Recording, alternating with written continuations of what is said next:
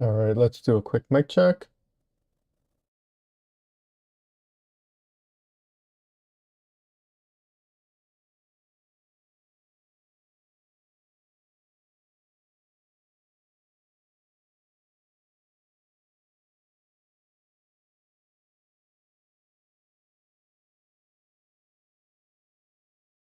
Okay, looks like the mics are good.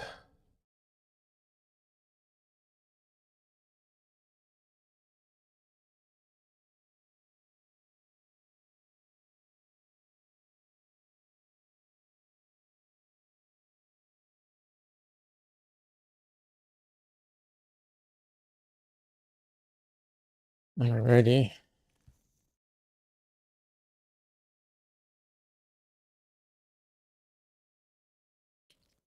We'll see how stream goes today. Oof. I I haven't quite yet, but my back feels like it's on the verge of being like like going out, like throwing out my back kind of thing. So we'll see. Oh, how long I can keep up stream today.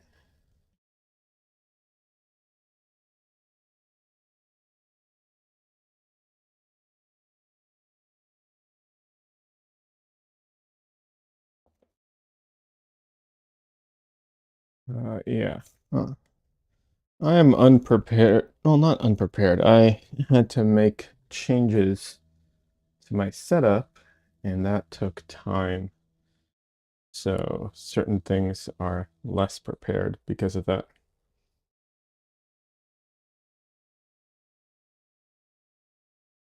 But sometimes those things need to be done. So yeah. Anyways, hello everyone.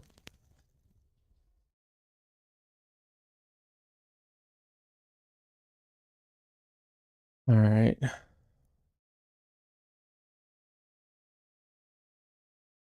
I need to get a panel and put it up.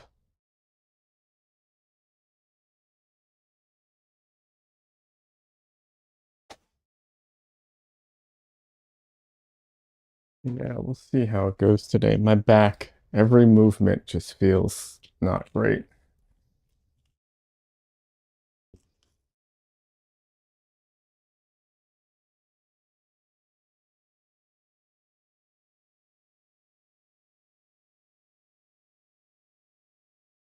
So for my panels, I take something like this, like a board or something, and I just tape my panel to it, which I know is not like, it's a very low-tech solution and very, simple solution to a problem, but I find those are often the best solutions.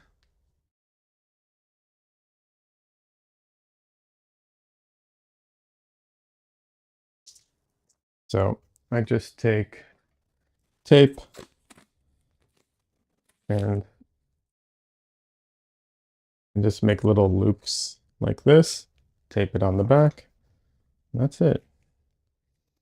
Now, with most things, you only need a couple of loops, but with these plastic panels, you end up needing a little more. They're they're a little what's it called? Um, the tape doesn't like to stick to them that much, so it comes off easier. So if you want it to be secure, you have to tape them down a little bit more.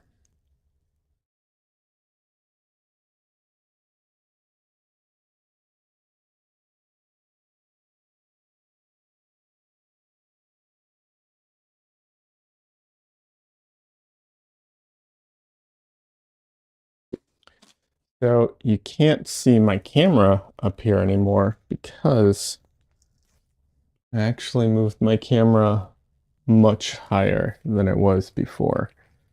Um, because it was driving me crazy. We'll see how this works. with the new position, but the old position was fine. The issue was I every time I had to take photos of my paintings, I would have to take the camera off the thingy, but I'd also have to change out the lens because the lens that I was using for stream and the lens that I used to take photos are not the same one because the what's it called? The lens I was using for stream does not take very sharp photos. Hey, French fries, welcome. How you doing? French fries says, "Hey, Liad, how's your weekend so far?" Weekend so far has been good. Um, I was talking about. I don't know exactly when you came in, so I'll repeat myself a little bit. Sorry, but I made changes in my room. One of them being the camera positioning, and I did some kind of movement. I didn't lift anything too heavy, but I did something, and my back is like now pretty angry with me and protesting, and feels like it's on the verge of like going out. When it's like you can't move at all, but it's not quite there. So fingers crossed. Some moving around, some stretching, and so on, and they'll be fine. But otherwise, the weekend is going fine. Um, I'm also slightly, like I said, underprepared for today's stream just because I had to do a bunch of things. One of them being moving my camera around and some other stuff, and it just had to be done. So, a little behind on preparing for a stream. So I'm getting my what's it called? My panel ready right now. Like a herniated disc. I had one when I was like 15. Not necessarily like a herniated disc, although I do have a few of those from when a drunk driver ran into me. Unfortunately. Dresden, hi baby boy. Oh yeah. Hi. Hi Dresden. What have you been up to?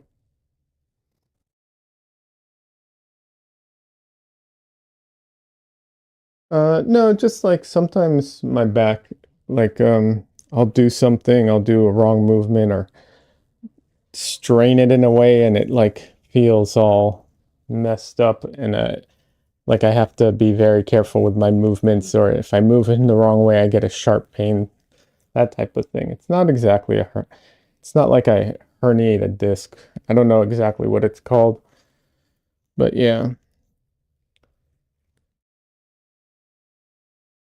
Like I said, it wasn't like I lifted anything super heavy. It was just a weird movement or something. That's all it took.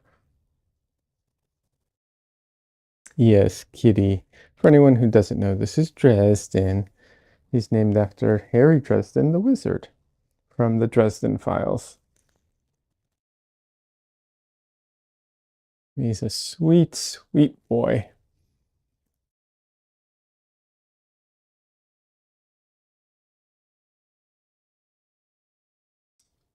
You looking at the camera?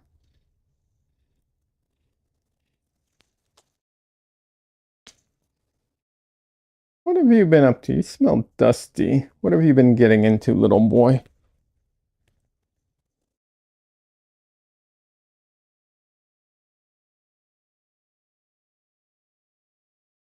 Okay, okay, I'll put you down.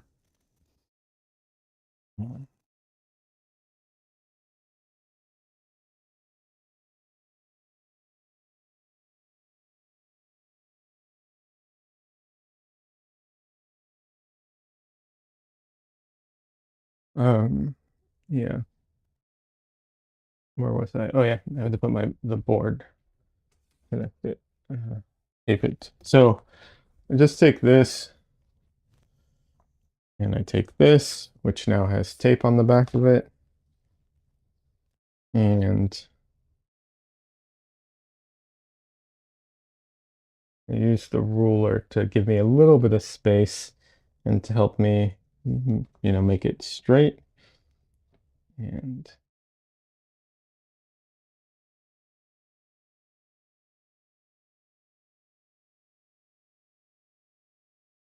that's it. And then I press it down. Excuse me for a second while I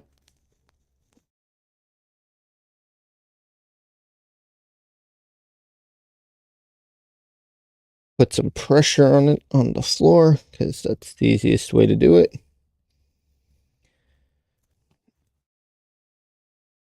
Hi, Justin.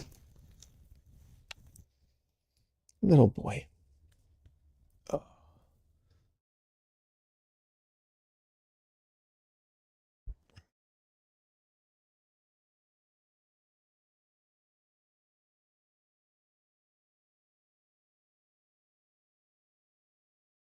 Would I recommend the Dresden Files? I'm reading a series now, but I don't have much planned after. Uh, if you like urban fantasy type of stuff, absolutely. The only thing I will say about the Dresden Files is be aware that he has been writing it for a very long time. And so, in the beginning of the series, like, to just so you understand how old it is, the beginning of the series, I think cell phones aren't that common at that point. Like, that's how long the series has been running. So the first books, I'm not saying that they're bad or anything, but they are a bit older. As time goes on, there's a lot of things that um, do update with the times. So yeah, just something to keep in mind. But otherwise, yeah, if you like that type of book, like it's an action adventure, urban fantasy kind of thing, if that speaks to you, then yeah, it's a good series.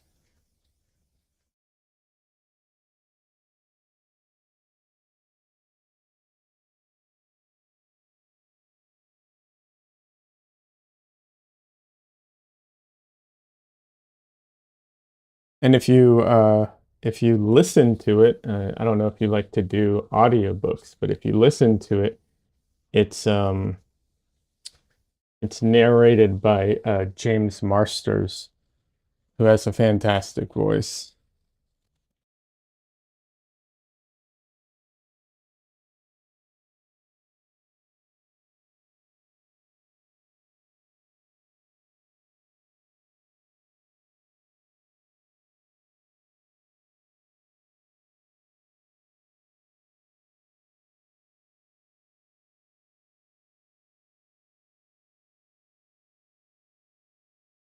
All right. So you guys are getting to see the behind the scenes. That's not much behind the scenes, but this is what I do every time I do a painting. Is basically the process that I go through.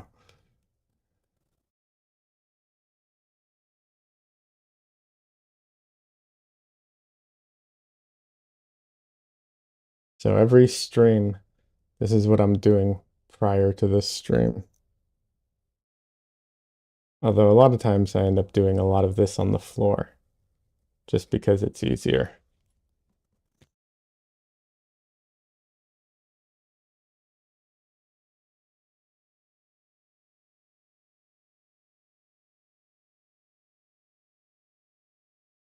Because the problem I run into is you can't really see it, but the what's it called? Oh, my brain. Um,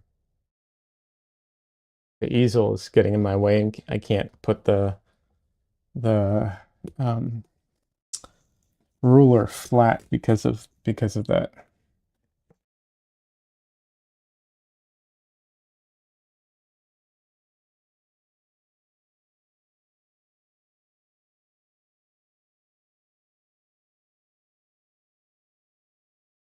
Hey, Heather.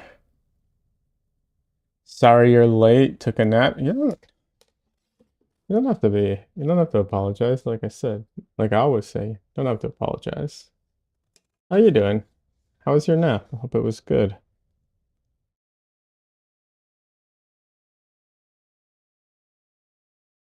This panel's slightly shorter than the 12 inches I will actually want it to be. Oh well. Just a little, like a,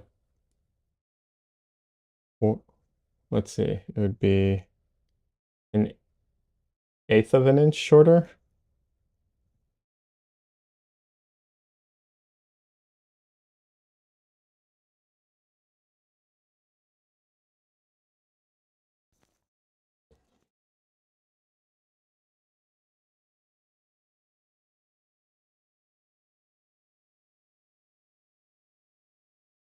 Yeah, I cut these panels myself and I try to be exact, but they get slightly off sometimes.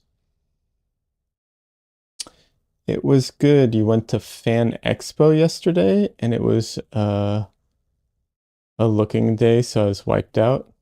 Okay. I'm not familiar with Fan Expo. How was it? Well, you said it was good, obviously, so you liked it. I take it it's like a comic convention type of thing?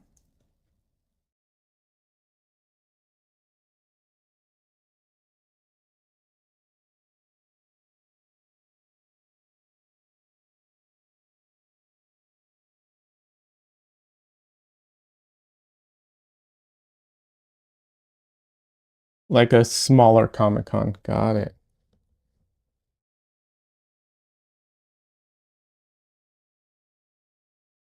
Mm. All right, now let's see if this is in the right place or I need to just, this may be dumb because this, well, I guess there's no real negative consequences to it, so now that I think about it. So I moved my camera. Normally you see my camera like right here. Um, I moved it because the lens that I use, um, what's it called? Every time I take photos of my artwork, I have to swap lenses from the one that I'm filming with, and that got annoying. Um, so I moved the camera further up to see if I could just use the one lens. But now it's like literally near the ceiling, so it's quite a bit above me now. And I'll still have to use that other lens if I paint anything larger. I just realized um, literally if I paint anything larger, I'll have to use that other lens anyways. But yeah,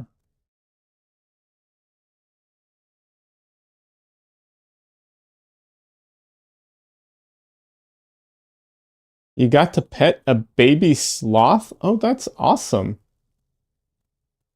I want to pet a baby sloth. Did it smell mossy?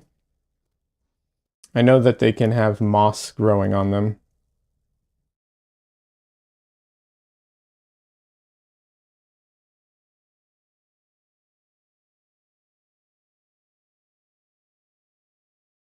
Still here. Uh-oh. My internet's about to go out.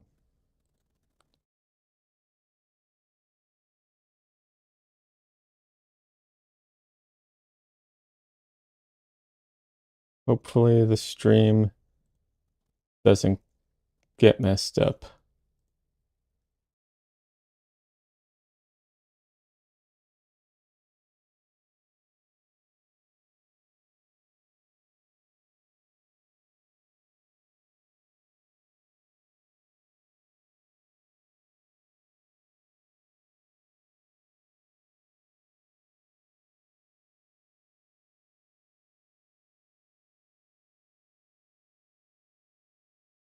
Okay, it looks like I'm still connected to the internet.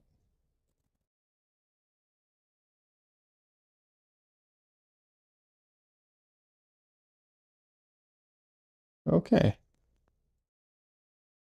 Uh, disaster avoided. Yay. I have this weird glitch that I can't figure out how to fix where my internet um goes out, but only it's like only the hard line goes out. Sometimes it's very weird. It's a very weird thing.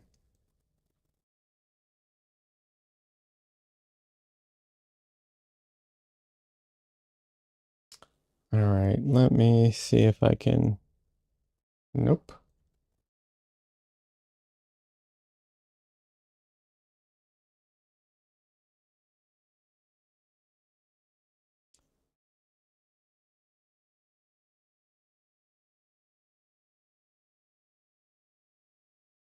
Sorry, I'm fixing this now on stream, but just didn't have time to do it otherwise.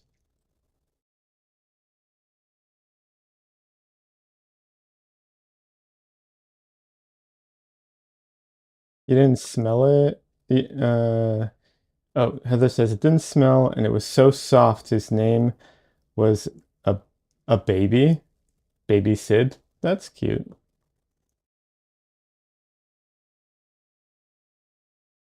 They look very cool.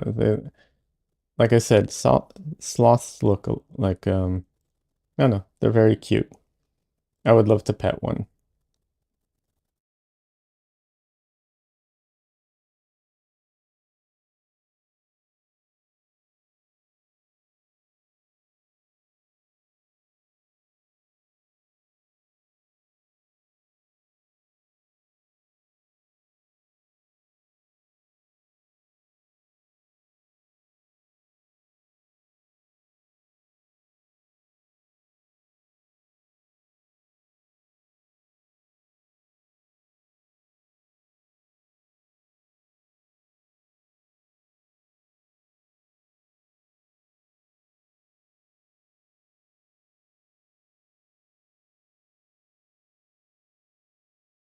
So today I'm going to be trying something new.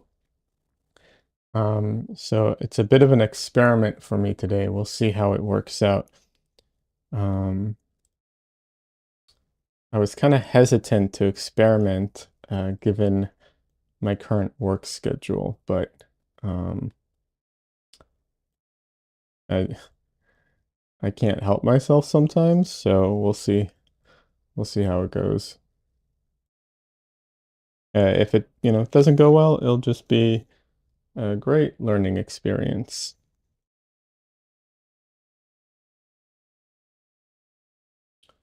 All right, let's see. How does that look?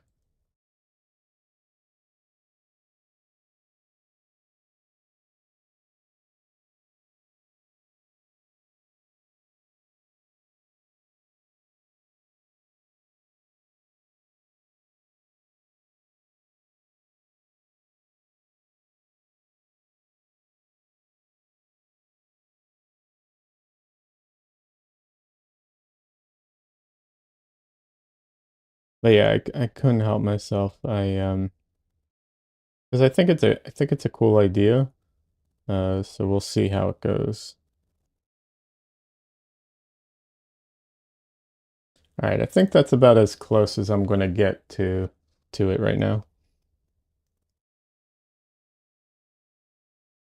Yeah, there we go. All right.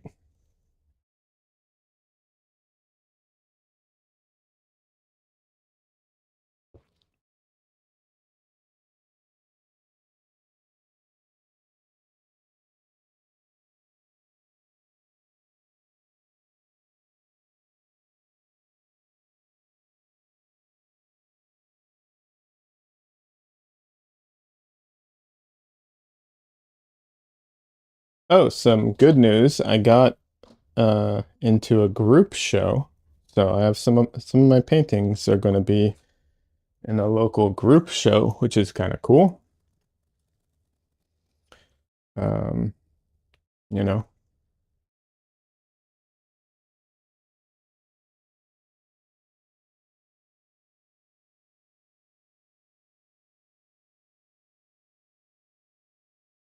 I will share more details about that when I have it. Congrats. Thanks. Appreciate it.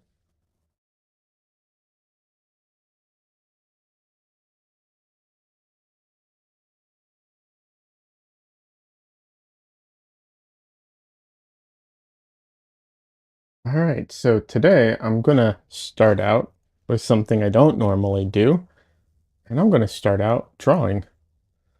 Um, there's a reason for that, obviously, which I will, discuss more as I go. But yeah, normally I just start straight off painting. But today I want to try something a little different. Don't get me wrong, I used to draw, what's it called? I used to start with a drawing all the time, but in the last couple of years, it's felt a little pointless, at least with what I've been doing lately. If I do something much more elaborate, then I might feel like, okay, I need a drawing. But if I'm doing quote unquote simple, simple things, simple portraits, simple paintings, um, I haven't felt the need to do any drawings lately. It just felt like a waste of time because I would just go over it anyways and cover it all up, and I'd draw into like I'd be drawing back into the painting as I go anyways. So there's no point in uh, you know, just didn't feel like there was any point to it.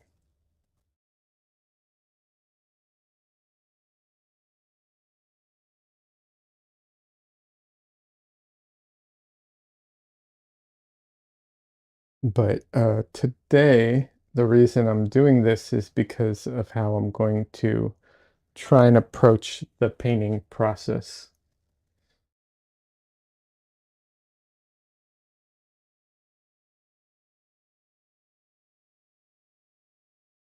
Hopefully, I haven't been muted this whole time. I thought I had unmuted and then I wasn't sure. So, yeah.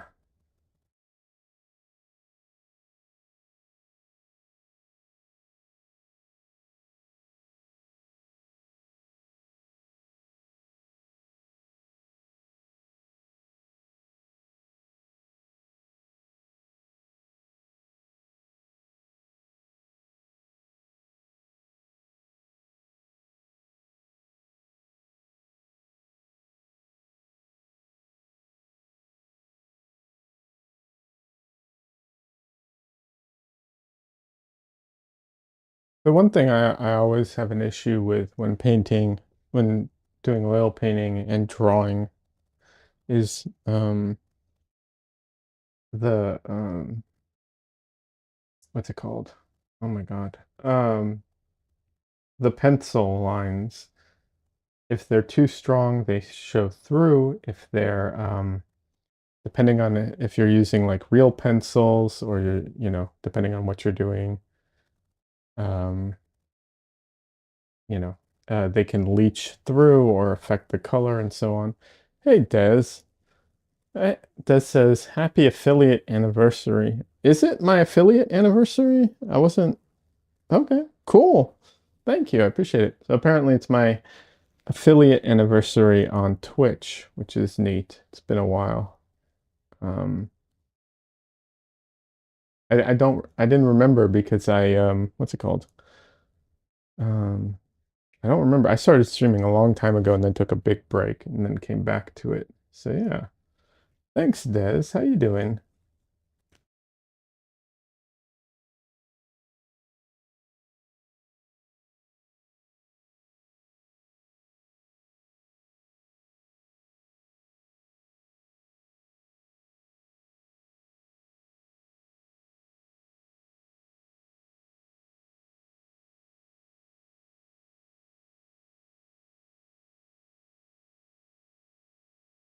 But yeah, if you're drawing and depending on what you use to draw, it can mix in with your oil paints or acrylics even, and be pretty annoying.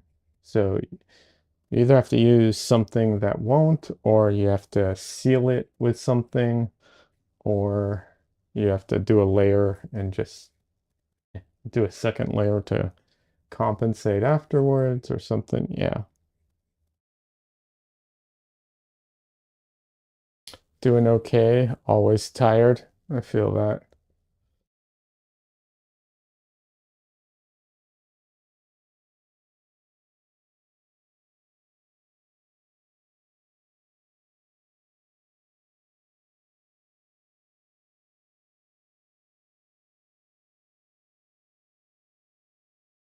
So I don't remember if these pencils, I don't remember how much they do or don't, what's the word I'm looking for? Like interact with the oil. It's a, it's definitely limited, but if the oil paint is too wet, either too much oil or too much solvent, then it might. These are aqua aqua relabel. There's Stabilo pencils. They I'm butchering all these names. Um, they're water soluble colored pencils, but they write on paper, glass, plastic, or metal. So they write on almost everything. That says I'll chat here since others are here. Yeah. Thanks, Des.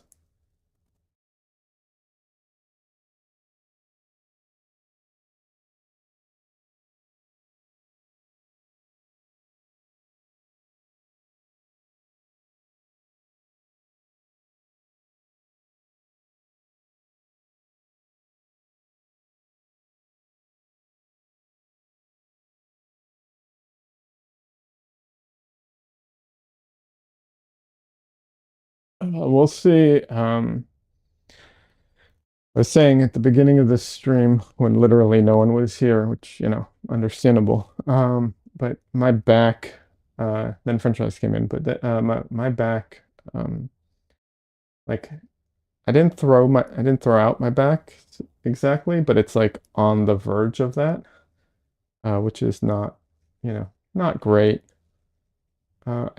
I don't know what it is. I didn't lift anything too heavy. I just did a bunch of things today, and I guess movements that were, for whatever reason, not great for my back.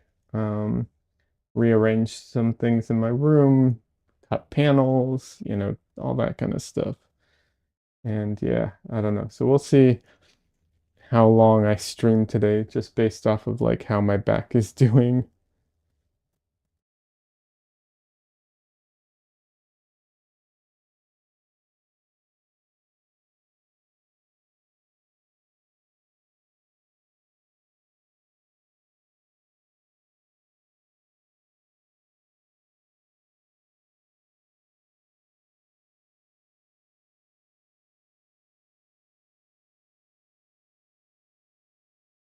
I moved my camera to a new position. It's way further above me now because I'm using a different lens. So we'll see how that goes.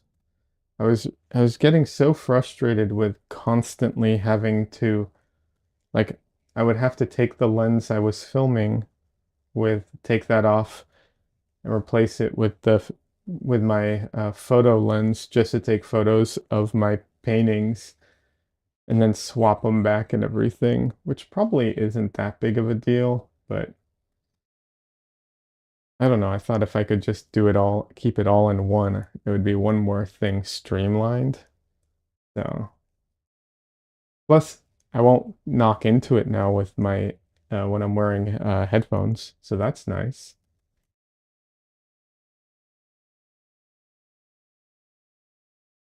But it is quite a bit further up.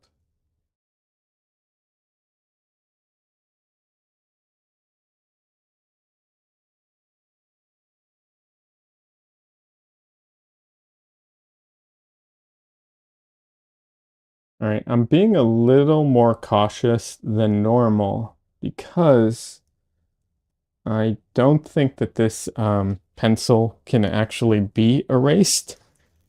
Um, I can use water to like spread it around, but I don't think it actually erases. So I'm being a little more cautious than normal, and I'm gonna compare it to my reference right now.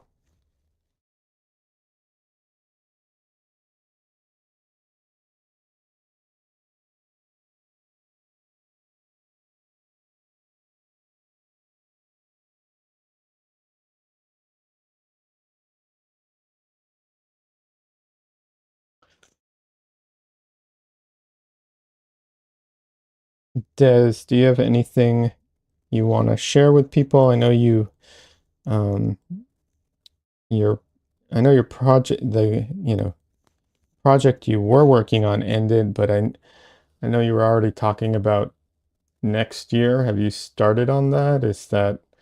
Do you have anything new happening?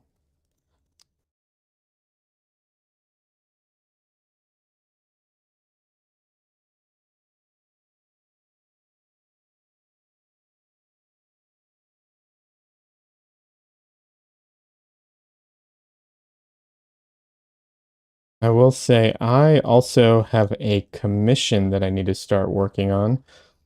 I'm hoping I need to talk to the person. I'm hoping I can turn the commission into a video and work on it on stream as well, because I'd love to share it as I go, but we'll see. I haven't talked to them about it yet. The beginning part of the commission I probably can't anyways, because but once I start painting it, yeah.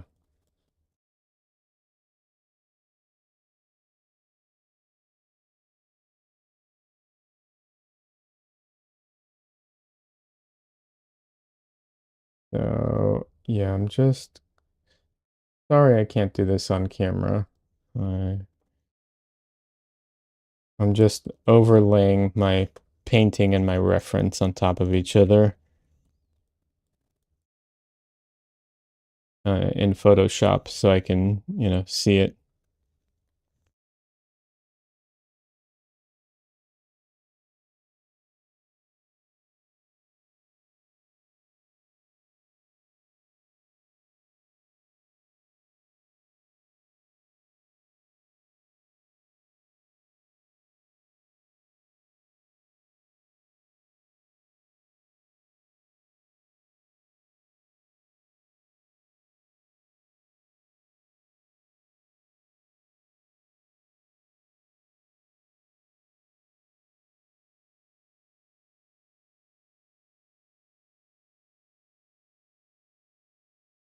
All right, I was a bit off, but not like horribly, horribly off, which is always a good sign.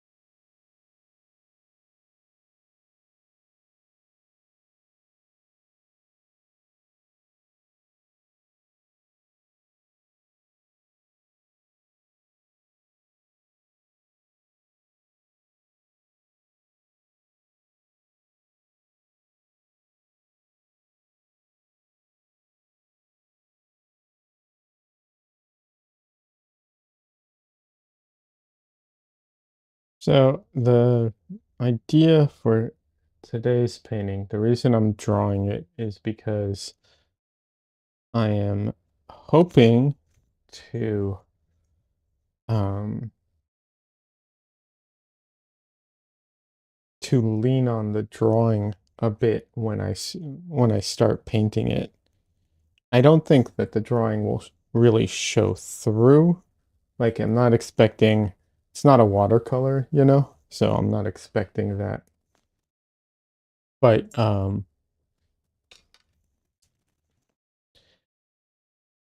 okay, Dresden needs more attention apparently.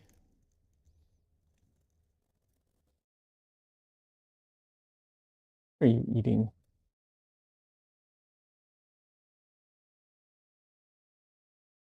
Okay, Dresden needs more attention. He keeps coming into my room wanting me to pay attention to him. I know what he really wants me to do is play with him, but I can't really play with him when I'm streaming.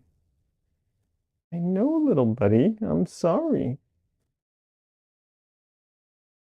Yeah,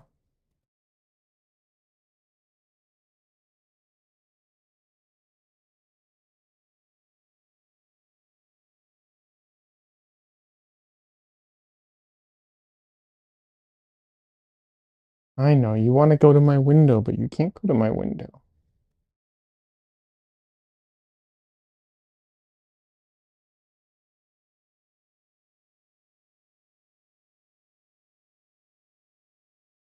Okay, okay. You're so squirmy.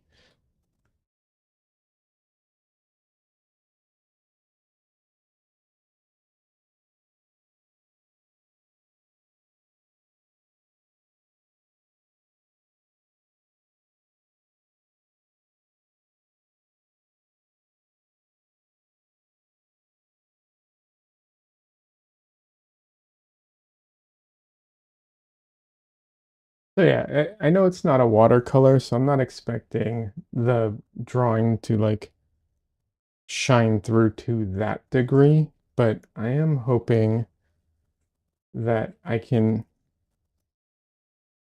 The idea is to go in soft in the beginning and make it everything very soft, and then use more opacity and sharper, well, everything, and cut into it that way.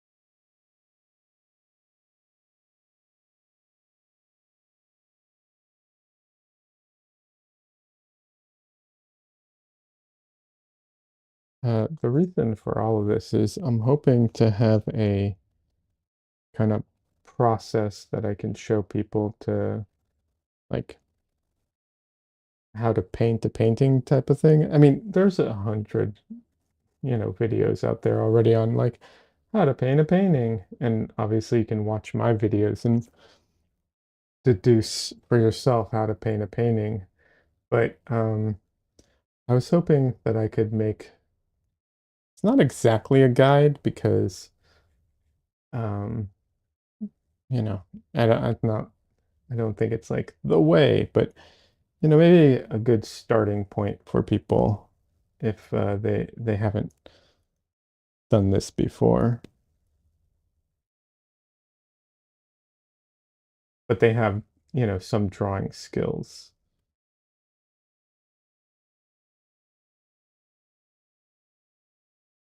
Having said that, this is a lot harder on my arm than I thought it would be. Uh,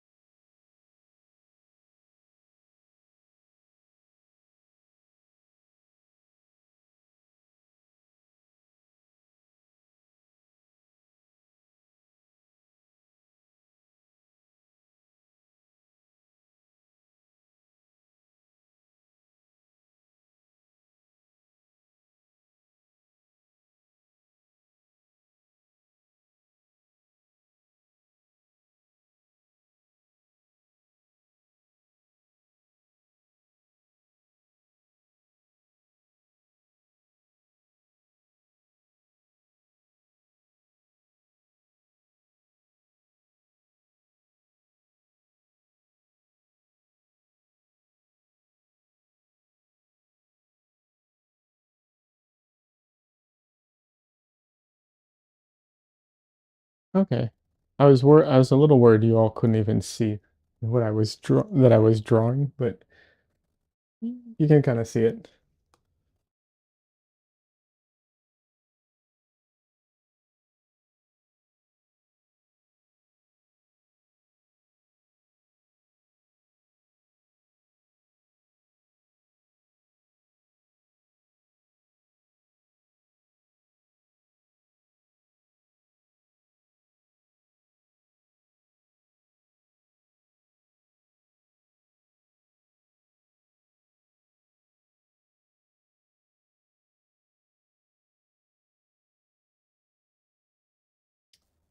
Sometimes, so my system is I overlay um my reference on top of my a photo of my drawing or my painting, and I use Photoshop, and I use a filter called glowing edges um, to help me see the edges of everything. But sometimes it can get very, very confusing as to what you are looking at. Like you would think it would be super, super simple, but sometimes the overlay and the drawing or painting that you're working on can get real, real confusing as to what it is you're looking at. So it can take a minute to understand.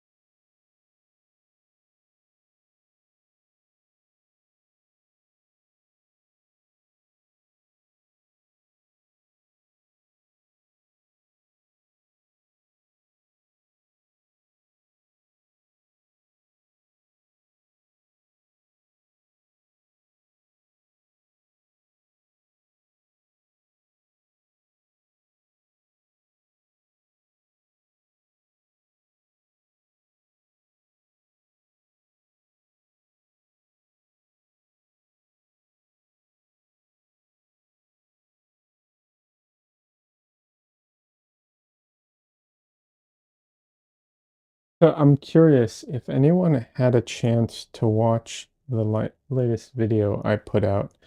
I have a specific question I want to ask you about that. If no, no pressure. Like everyone has lives and not expecting people to to like, run to see things. I'm just curious because I have a very specific question to ask if anyone who has.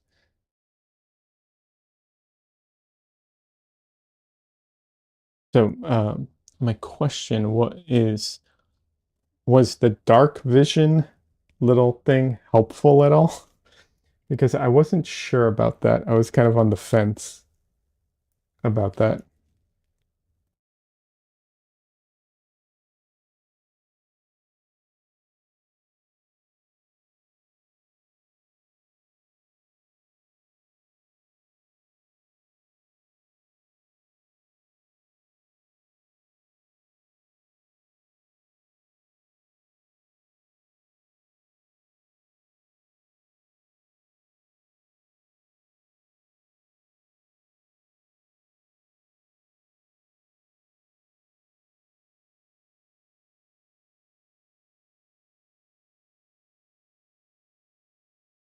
That was a mistake.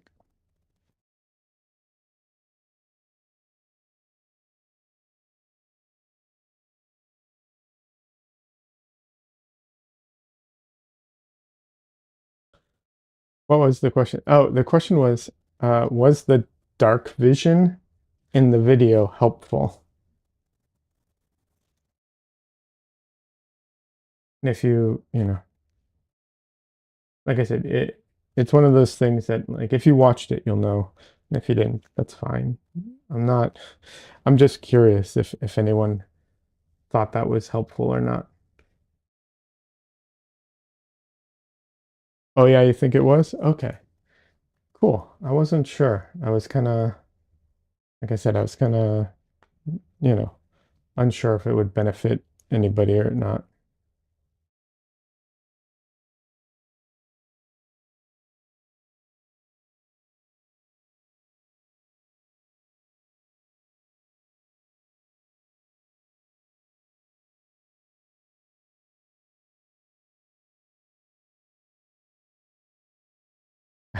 I did some lines and I was going to wipe off my brush as if I'm painting. So I went to like wipe my pencil off um on my painting rag. That's funny.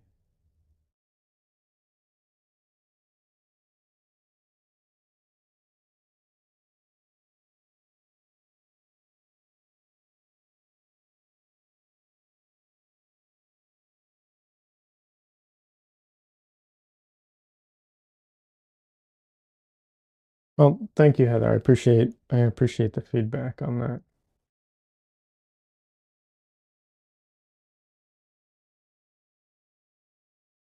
Not that I really think it's one of those things. It's like I appreciate the feedback. I don't think I'll ever, well, not ever, but I don't think I'll probably need to do something like that again in the anytime soon. But it's good to know.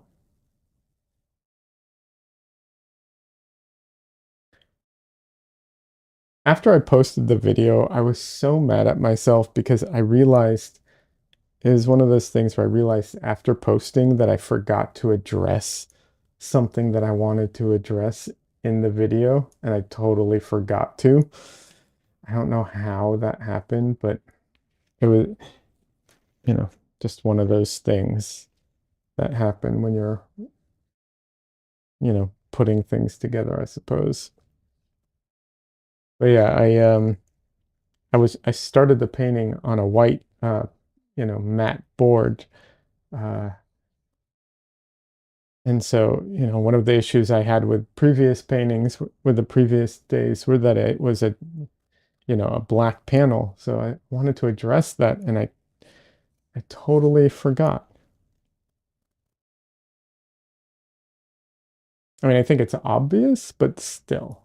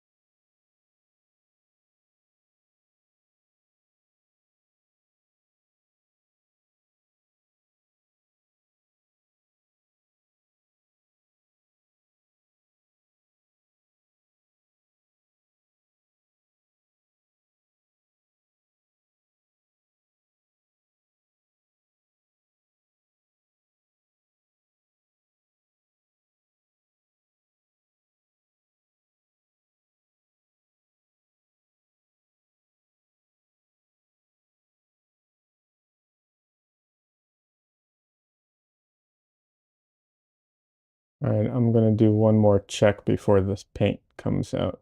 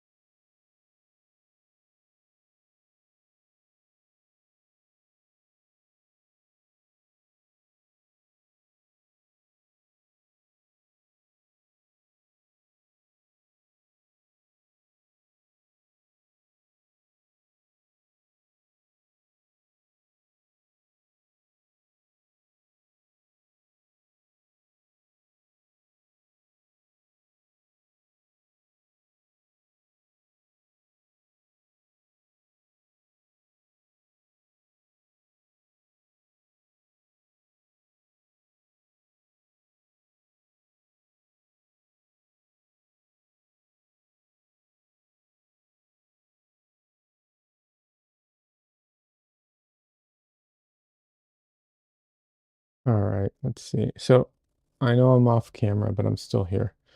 Um, again, like earlier. So yeah, I'm just quickly trying to place this in Photoshop. So,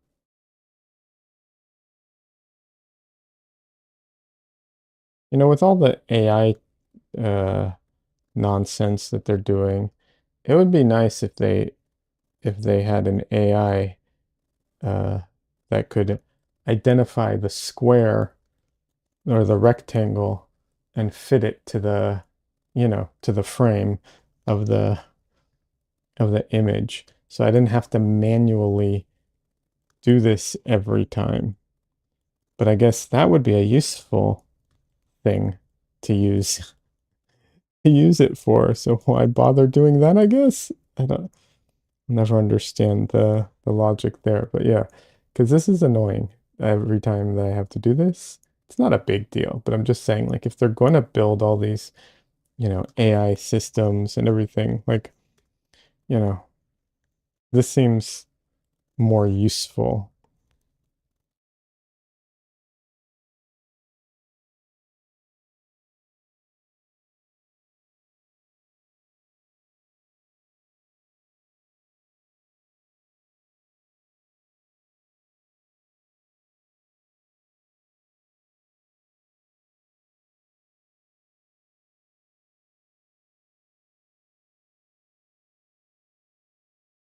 French fry says, why do we give AI all the fun jobs like art, but folding laundry is still by hand? I mean,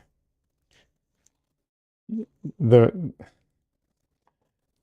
the real answer to that um, is because AI can't actually make art, but it's really good at stealing it.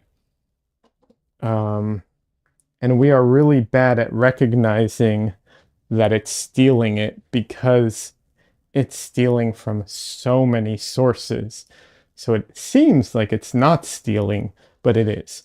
Um, but it's a lot harder to do that with laundry. So yeah.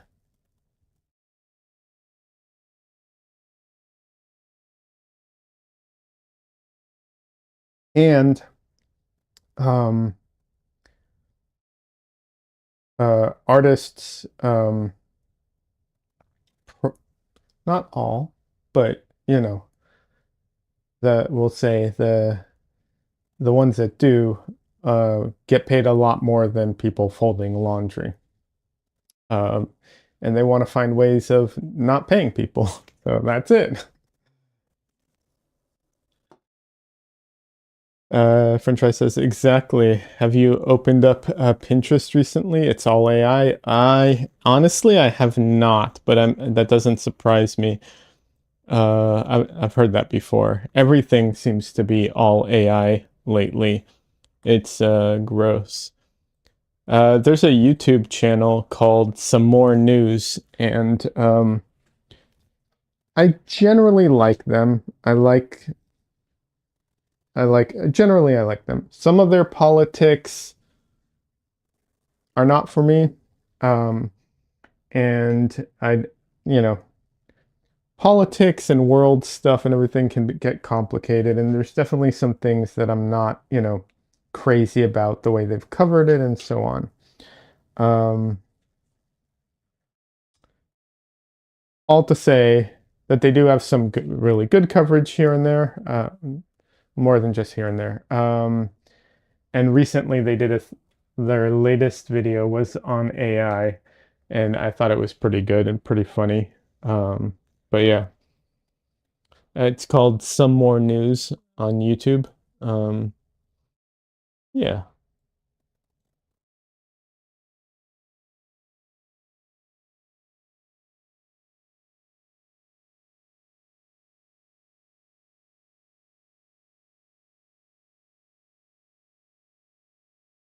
French Fry says, what are your political beliefs? Just to stir the pot? I don't think I want to stir that pot, if I'm being honest.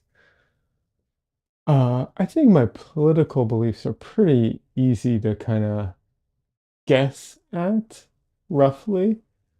Um, you know, roughly. Um, the problem is that, um, the problem is that I have, what's it called? I do have some life experiences that not everybody has. And so when certain subjects come up that I really don't feel like getting into, I have a different perspective on it than people who have never lived in the area and might not be as knowledgeable about all the ins and out of things. So it, can make things a little frustrating to deal with. Uh,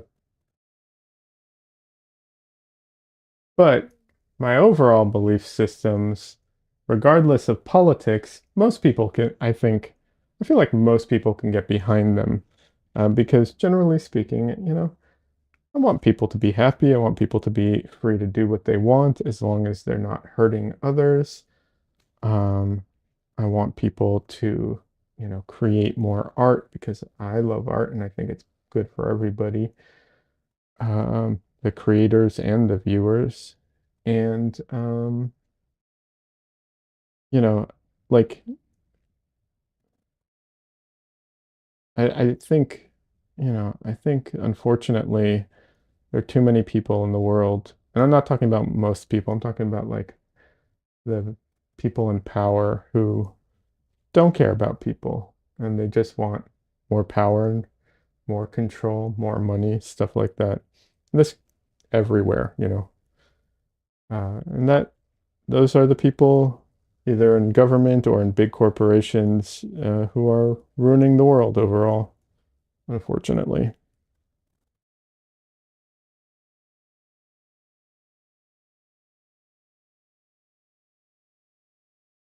Not everyone, of course. There are people who are trying to do good stuff. Nothing's 100%. But yeah,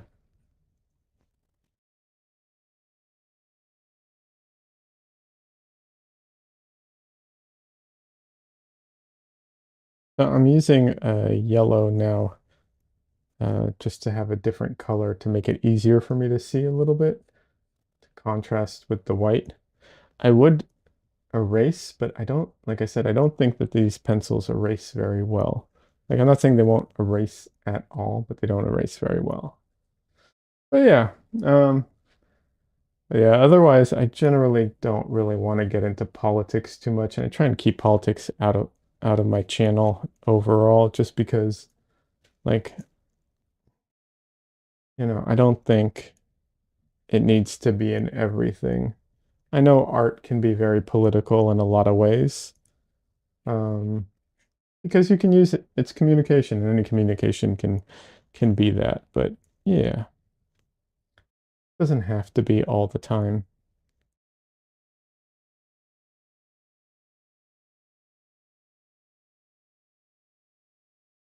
French fries says, yeah, I feel like we all agree on most things. There are very few outliers that get magnified and hold our attention. Yeah, I agree. And I think that there's a lot of things that that you could find way more common ground on if people were willing um, to be either to listen more, be more empathetic, or oftentimes just more practical about things too. Because there are things that, like, there are things that, let's say, I disagree with or I don't like or I don't think it should be that way. But it's like, realistically, these aren't things that are going to change, especially not overnight. So if you can't like get rid of something or change something 100% right away, like, okay, well then what are some practical steps that we can take that will just make things better for everyone and work towards it, over time? I would I would totally go into politics. Like, part of me wants to go into politics. Um if I thought um, that I wouldn't, I don't know how to say this properly, but let's just say I don't think I'd be around to for very long because I would not be able to tolerate it personally. And I'd either quit or exit, I guess, because it's just like I don't have the patience or the personality for that type of stuff. I just don't.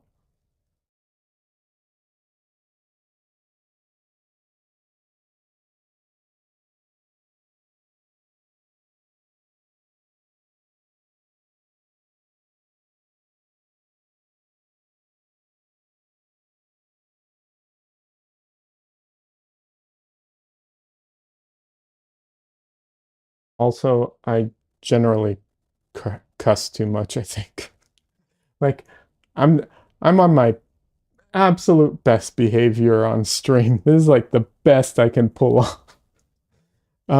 Yeah.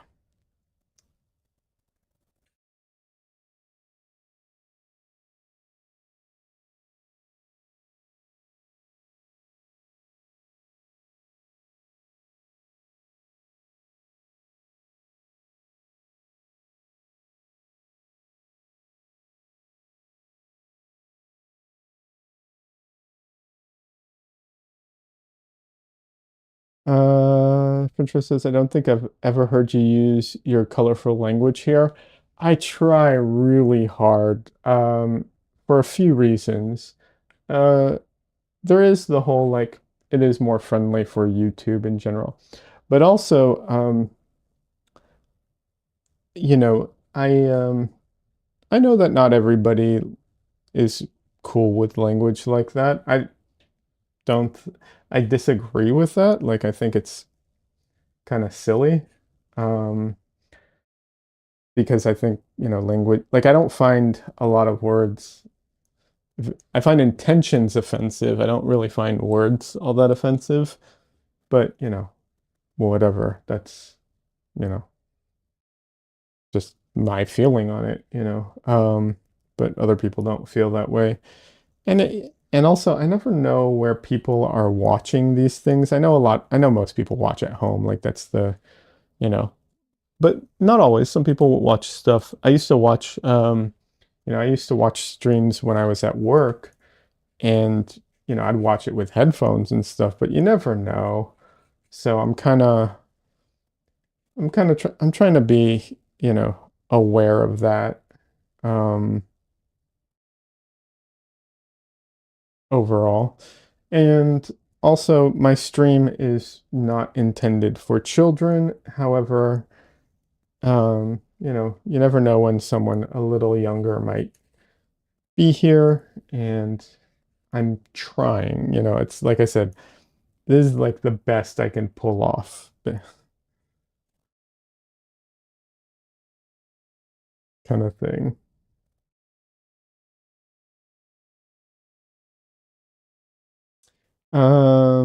Franchise says, personally, I try not to swear, but I don't mind when people do, except around children and grandmas. I don't know. It just feels wrong. Yeah, yeah, it, I'm not used to being around kids in general. Like I don't have kids. I don't, I'm not, I don't know. I don't know how to interact with kids. I feel very awkward around children. Um, I've always been that way. Um, so, I try not to swear around kids, but I also don't always like pay attention to that when I'm in public. Uh, Part of the thing is, I'll be honest, like, I'm not saying I don't go out ever. Clearly I do, but I'm not like, I keep weird hours. I spend a ton of time obviously drawing and painting. So my public interaction is just, I don't know. Like I don't hang out with people who have kids most of the time. Some of my friends have kids, but most of the time I don't go to like family, restaurants necessarily. So it's just this weird thing where it's like, I don't know. I socially I'm, you know, just kind of, I want to say isolated, just not, I don't have the maybe most normal social experience that a lot of people have. Although I'm sure a lot of people have this similar thing to me. It's not that abnormal. I do remember one time, so I used to live in LA, and I I'd been on my like messed up sleep schedule, and I made plans to get together with someone to go see a movie. And I'm like, okay, the movie theater is like really close by to me. So I didn't plan it properly because I was like, okay, it's like right down the street, you know.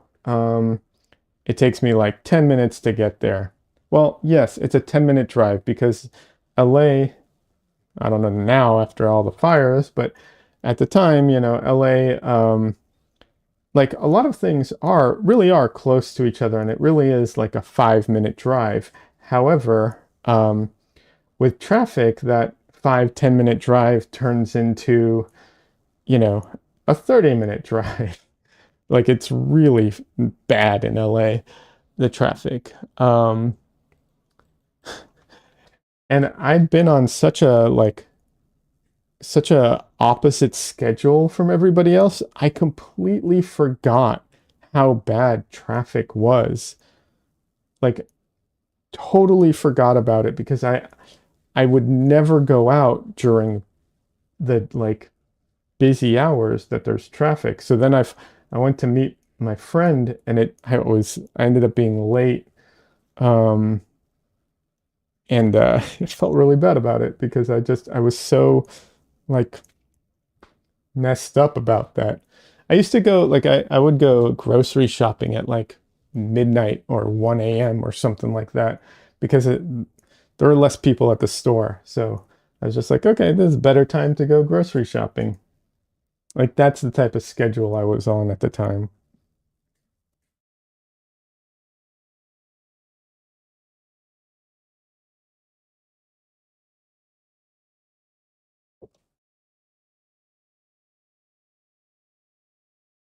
And there's not a ton of grandmas or children, at the store at 1 a.m. I did have a porn star hit on me once. That actually did happen at like those hours.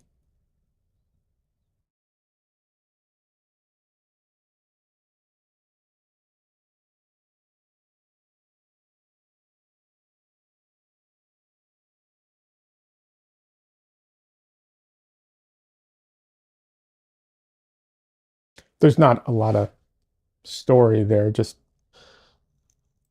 talked to her. I didn't know who she was, and then uh, you know, like there's not a lot of story there. That's why I didn't keep going. There's just literally someone I talked to at a grocery store, so not really a story there. Like I talked to her. I think I gave what was his name? Just kidding. Um, actually, different story, but a male porn star. I'll tell that story in a second. No, the female porn star. This was in North Hollywood, and it was in the like not great area. So I ended up actually giving her a ride to her temporary living space. It was it's not a hotel, it's like a long-term temporary living uh place. Funny enough, years later, a good friend of mine who is a who's a storyboard artist was actually staying at the same location. Like it's like a building. Uh, because he lived out of state and he was in LA to work, and it was funny. They ended up being in the same location. But yeah, it was like late at night. It wasn't a great area, so I think I gave her a ride to her place, and I don't remember her name. I could not tell you her name. Like gun to my head, no chance and no chance. Um, I just gave her a ride. Literally nothing happened. Uh, but yeah. I found out that that's what she did through the conversation, and that was about it. Really, that was it. I'm trying to remember what was happening at the time um, in my personal life, but I do not remember. I do not recall uh, my, what's it called? Like if I was dating anyone at the time or not. But yeah, that was about it.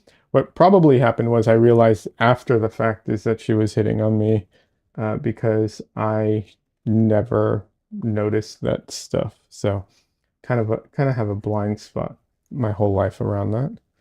But yeah, uh, but years around probably around the same time, I was working at a Radio Shack in North Hollywood. No, actually, this is before that. I was working at a Radio Shack in North Hollywood when I was in art school. French Fry says she probably wanted you to come in. No idea. Maybe, maybe not. I have no idea. She was nice. I literally have nothing, nothing negative or crazy to really talk about the thing. It just was part of the conversation. And like I said, it was like really late at night. That's why it stood out. But no, when I was in art school, this guy um, came into the Radio Shack I was working at because I had to work to pay for art school. Um, so I was going to school and working at the same time. And this guy came in and he was in really good shape. Like you could see, he's just built. Um, and I, when I was in art school, I was really into superheroes. I wanted to be a comic book artist, and all the models that we would get at my art school were not like in great shape, right? So I ended up asking him like to see if, you know, to see if like being an art model would be something he'd be interested in. And that's how I found out that he did porn. He didn't hit on me. That was just a joke, but that's how that came up. I still wish he would have modeled for us because, like I said, in art school, we would not get like most of our models were not in great shape or they were older or, whatever. Just like, man, I would have liked that. And there's plenty of reference online. It's not like you're missing out, but you know, it's not the same.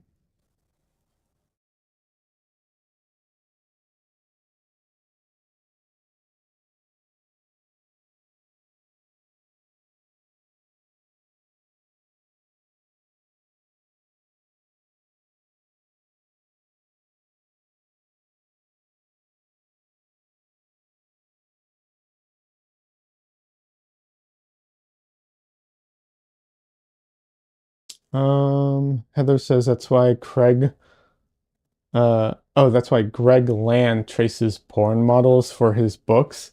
Yeah, but he is too obvious about it.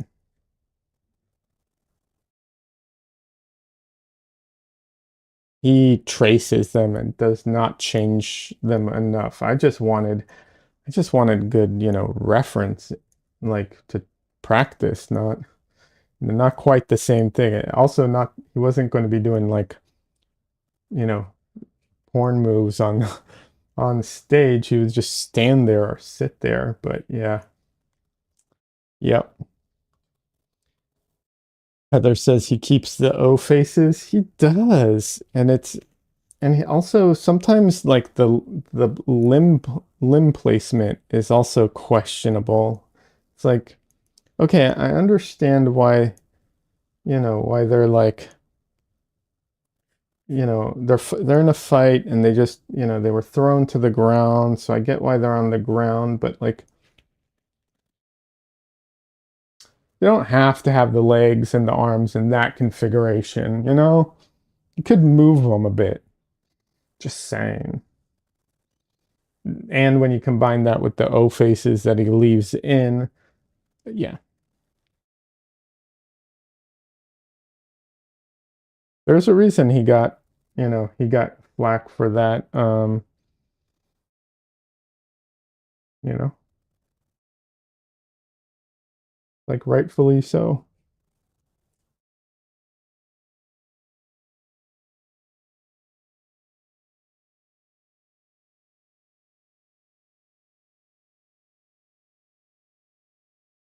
He was at Fan Expo. Was he? No one was at his booth. Oh no, that's sad. I mean, the thing is, he's a good artist. It's one of those things where it's like he is a good artist. You know, he doesn't need to do that. I think it's just a, I don't know if it's out of laziness or he, you know, took on too much work and just couldn't keep up with it, or yeah, I don't know, um but yeah.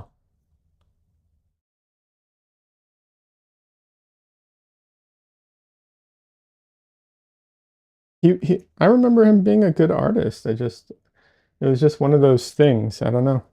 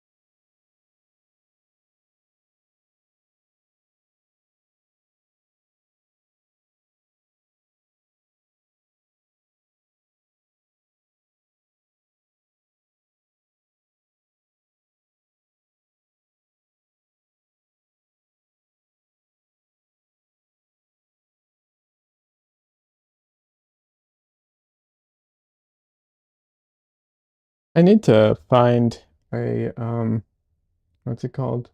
If there are any good art fairs here in Austin. Um, and that's something I need to do. Um, I have too many paintings. I need to get rid of some of my inventory, you know?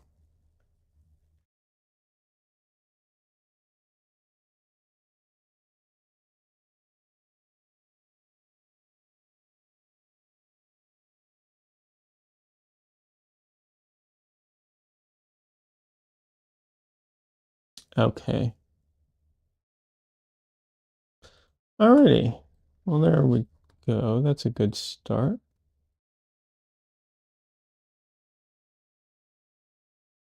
Oh, wait a second. Let me check one more thing real quick.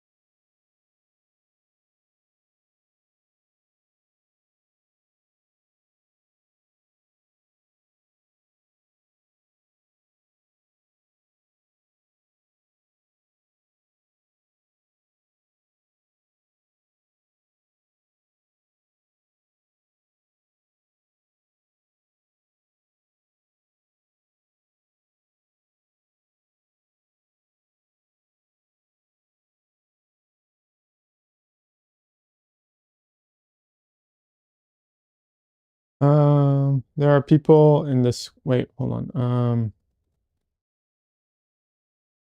I missed a message. One second. Heather says, come out to one of the NOLA art fairs. We're just a day's drive. There are people in the square constantly. Good to know. I might do that. Although it's not that simple a lot of times. The thing about art fairs that like, it's one thing to like go to them, but a lot of times like the setup is, you know, um, I've done craft fairs with Michelle in the past, and it was so much setup, the work, oh my God, to set up the tent, the everything. It was exhausting. That part is the part I struggle with.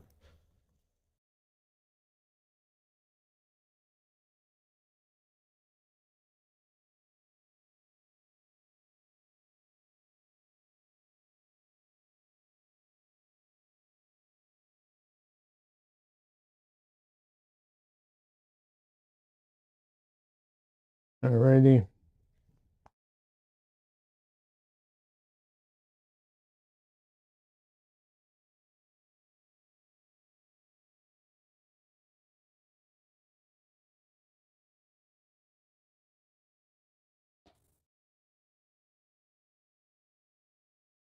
Well, let's get the paint out and see how this goes.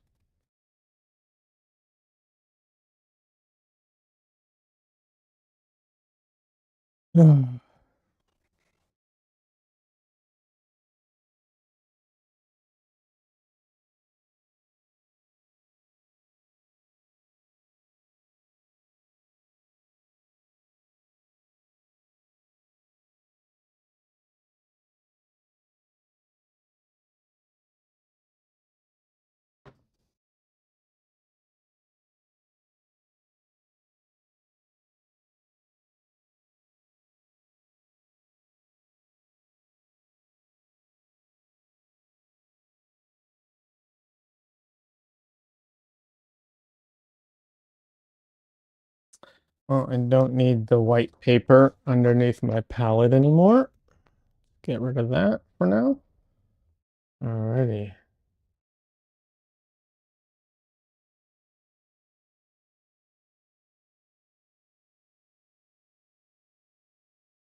Geez, my palette look is all white.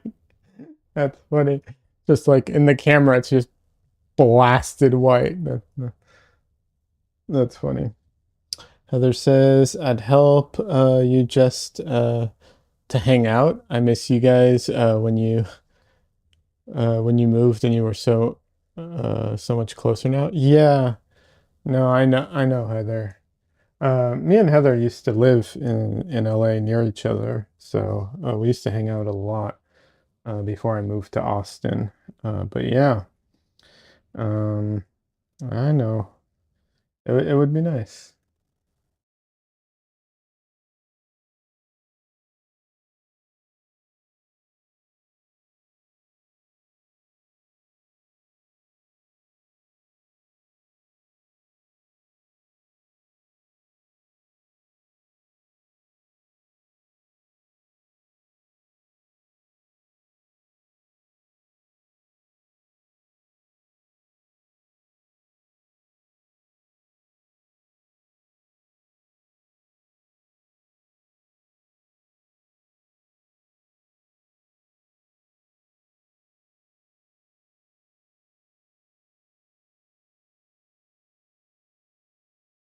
I've never been to New Orleans, so definitely would be fun to do.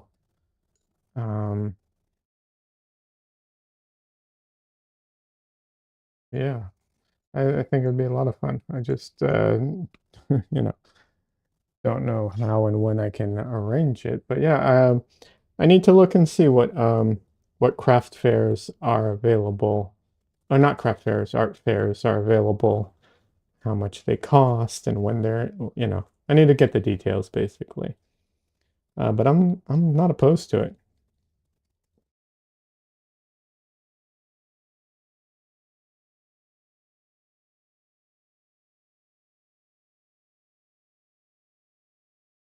I wouldn't call that very clean, but I'll clean enough.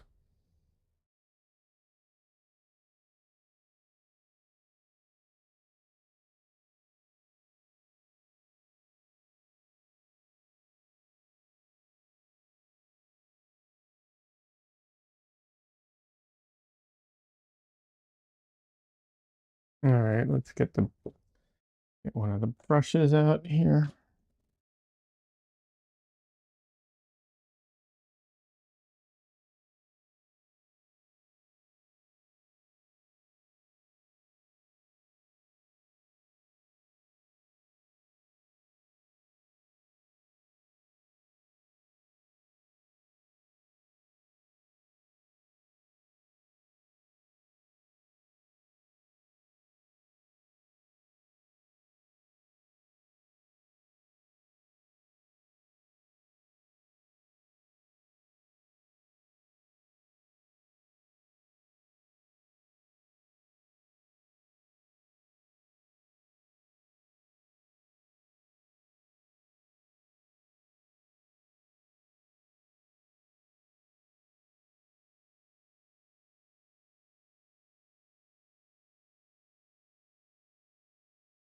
You know, the problem with drinking soda on stream is that soda has a predictable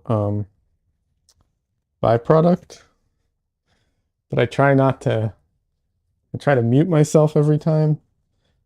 So we'll see. I try, but sure, I don't always succeed. All right.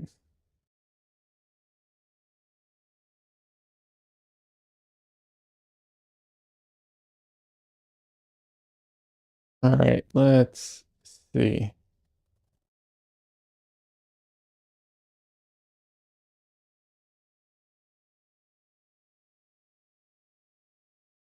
Oh, I may have, mm, maybe I should put out some black paint before I start. Let's see if there's any to find in here.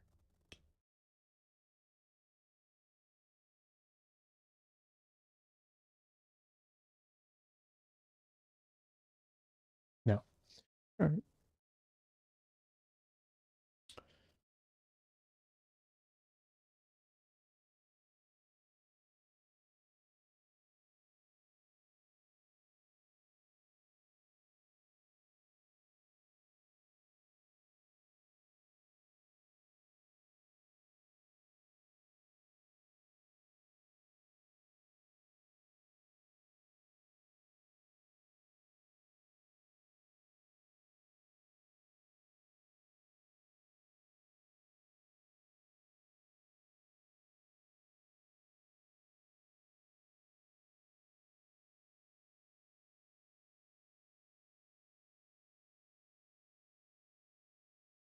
Um, yeah.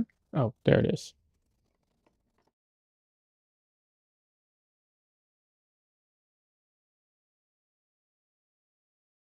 All right, this paint, for some reason, the black paint has oil that like every time I use it, like leaks out. I don't know why it does that. Uh, sometimes it oil separates from the color, I know, but doesn't feel like it here because the paint comes out super smooth. But yeah, I don't know, maybe they just put excess oil in the tube or something, but literally like I have the paint and then there's just extra oil that comes out.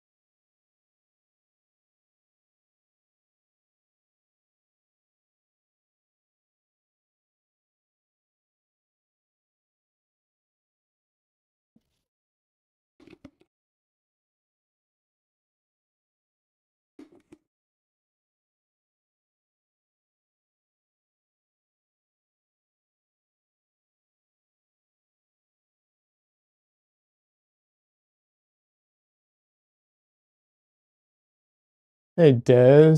Des says I've had that happen with some of my tubes. I don't get fancy ones like you do, though.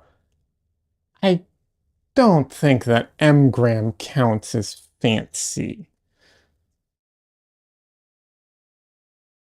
I mean, it's a little bit like price-wise, it's a little above Winsor Newton, but I mean, it's pretty much like standard, you know, standard paint. I've had that happen with my Winsor Newton paints as well. Actually, one that I just bought recently did a lot. But yeah,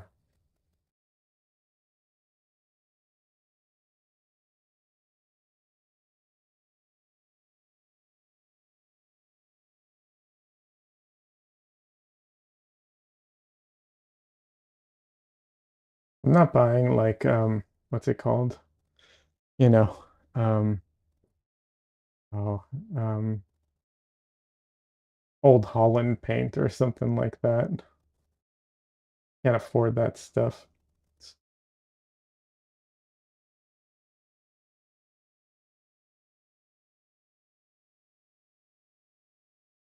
Okay, too much white in that. Have to readjust a little from all the high key paintings.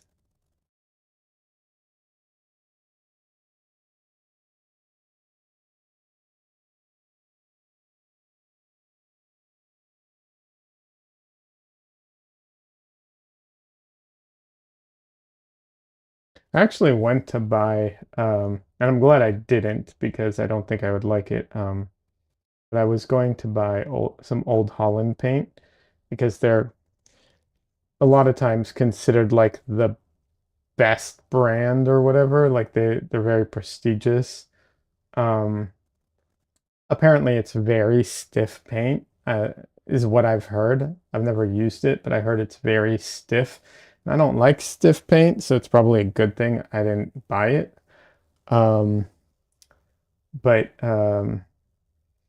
when I saw the price tag on it, I was just like, yeah, I'm not going to do that. This is when I even after this is when I won the self-portrait competition and I got a gift card and I was like, I'm gonna treat myself. And I saw the price and I was like, yeah, I'm not treating myself at these prices. No, no way.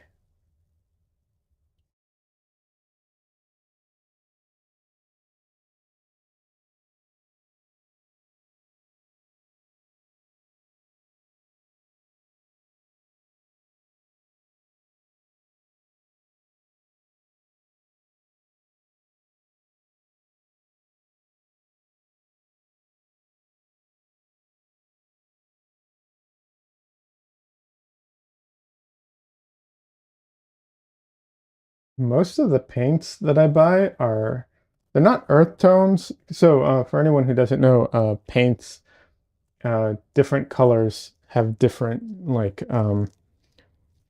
different pigments have different price ranges.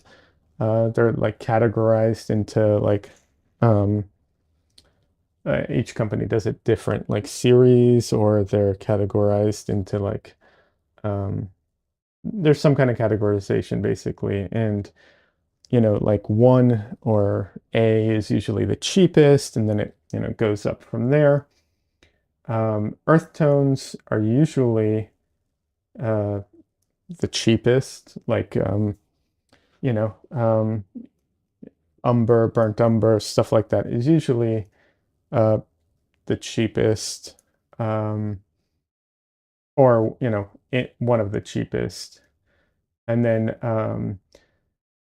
there's some more expensive ones. There's usually a range of like 5 to 8, roughly. Um, just kind of depends on the brand. And what is it? A lot of the cadmiums are pretty expensive. Most of the paints in my palette are they're not the cheapest, but they're also definitely not the most expensive. except for the yellow. The yellow is the most expensive paint on my palette. Um, yeah. Most of them are just like two or, like two or three, I think. But yellow, oof, that one's up there. It's not the most expensive, but yeah, it's not the cheapest either. That's for sure.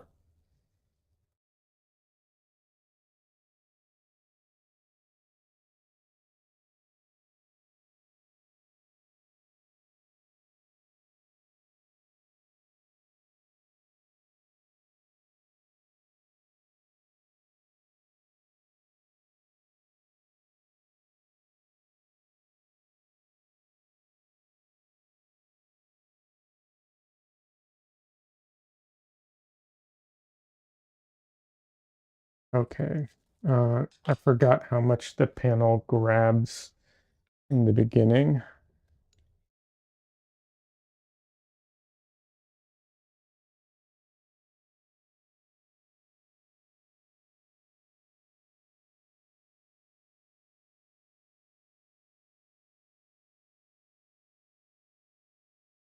Nope, that is the wrong color.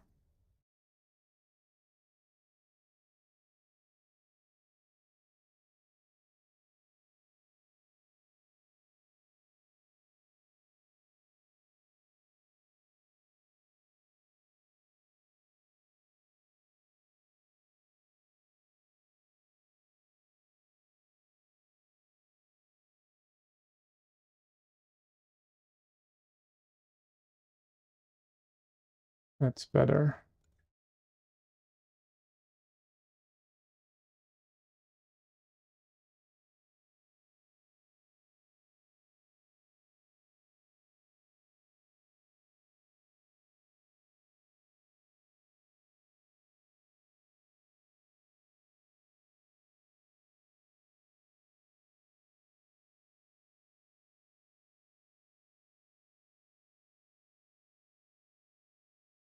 I actually got a free tube of paint recently. I ordered what's it called?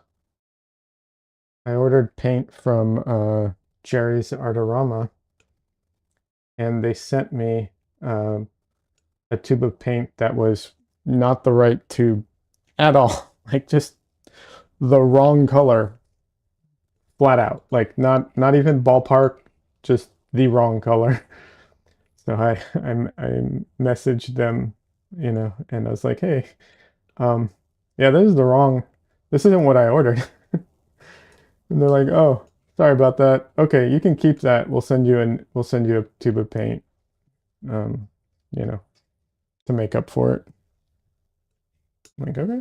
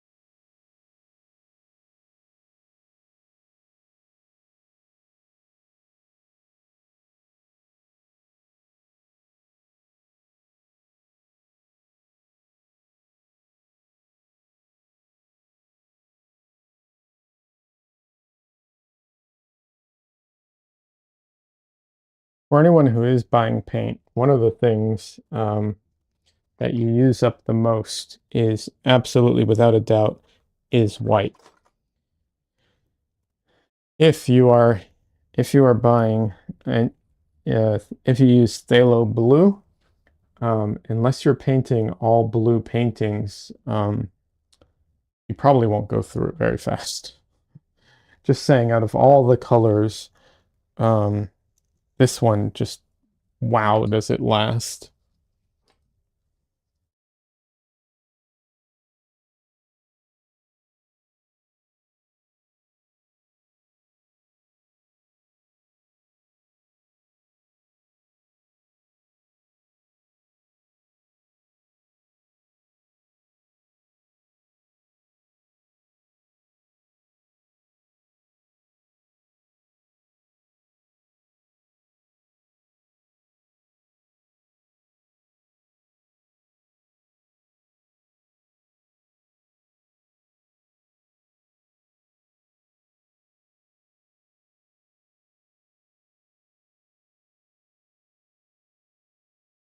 So my goal with this painting is the reason I wanted to draw it out first was because I didn't want to have to go in and do a lot of drawing back into the paint.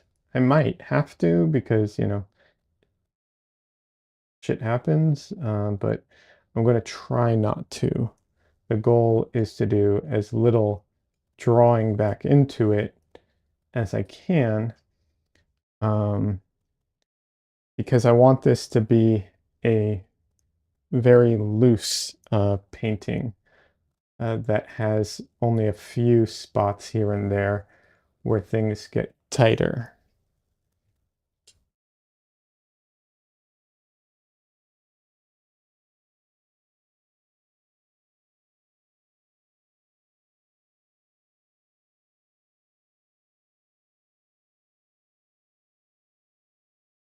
Nope, that is not right.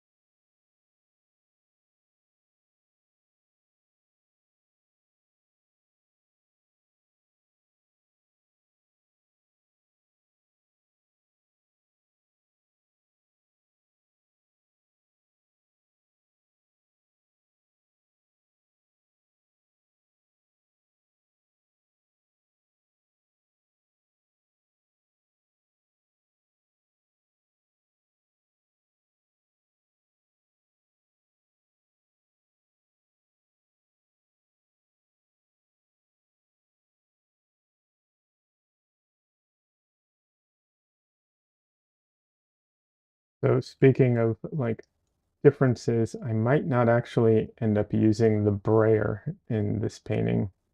We'll see. I really love using the brayer, but there's it messes things up so much that I might not do it.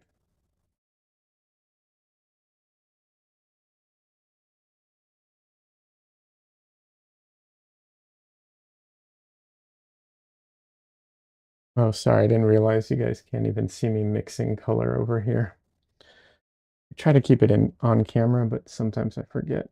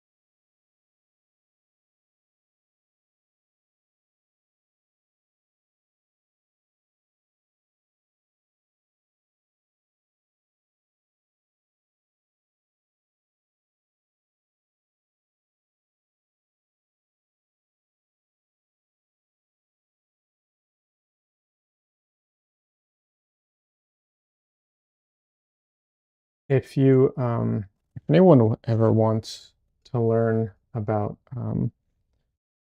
painting, um, environments or like nature, painting stuff from nature or doing plein air stuff like that. Obviously, there are plein air painters who are fantastic, and there's, there are people who do like oh, what's the word I'm looking for? Like landscapes. That's what I was trying to say earlier. There are landscape painters out there and everything. But concept artists who do like environment designs and stuff like that. They are such a great source because they learn like they try and get good at painting environments without having the reference always available, making things up or whatnot. So they often have a ton of really useful you know tips and tricks and like information that's just very helpful.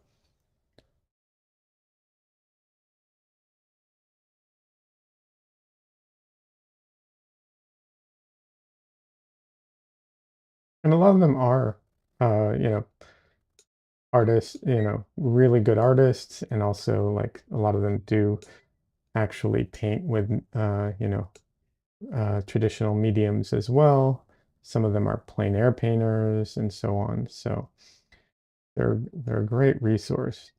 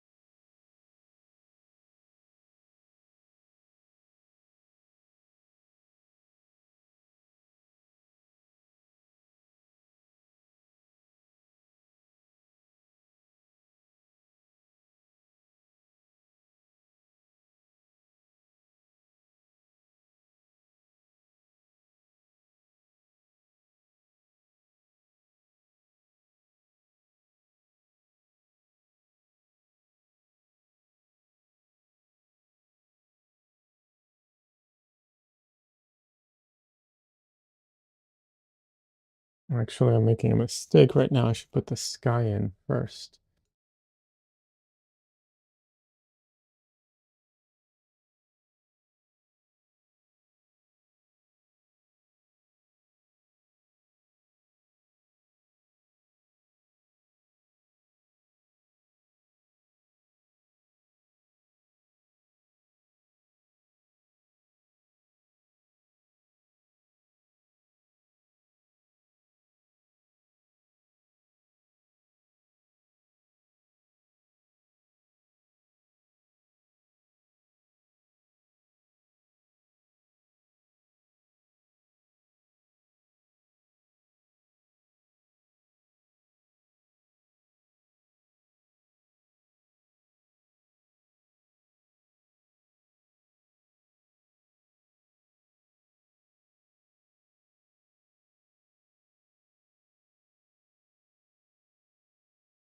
One thing to note if you're painting what's it called? If you're painting from reference photos, a lot of times if the photographer exposed for what's it called?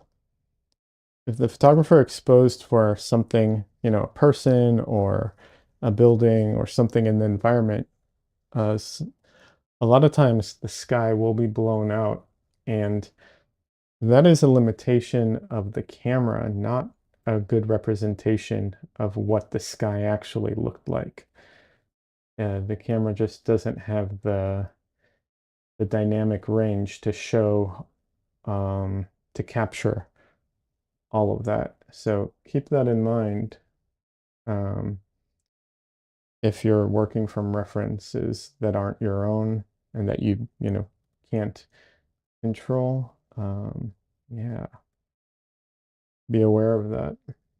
That you might have to darken or make up the sky or something similar.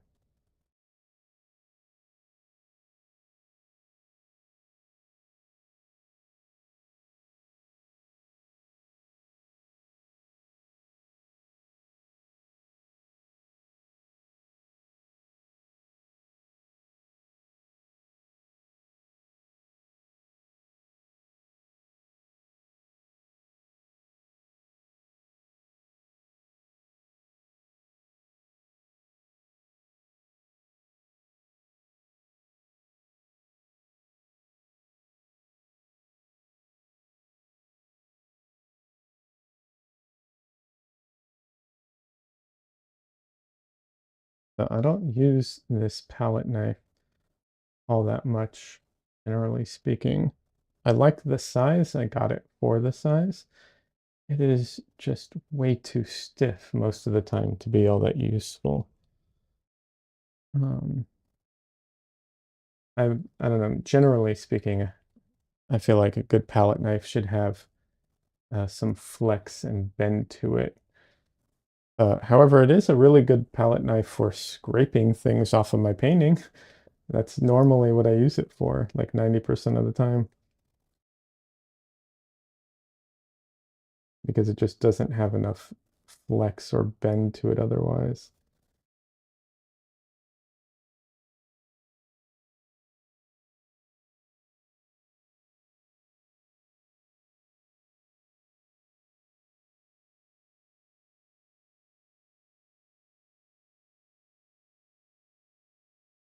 I would tell you the brand and to avoid it, but I have other palette knives from the same brand and they're fine. So it might just be this one or it might be the size. And I don't want to say negative things about a brand without, having a little more experience with them.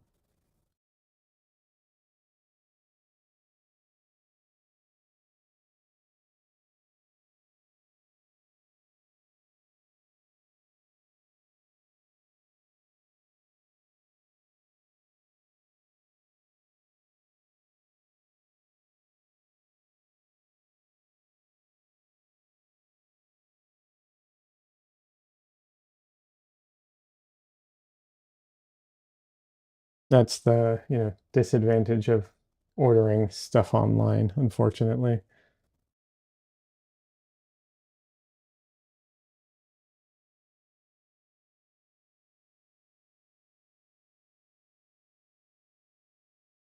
But yeah, if you buy a palette knife in the store, test it out. Make sure it's got a good flex to it.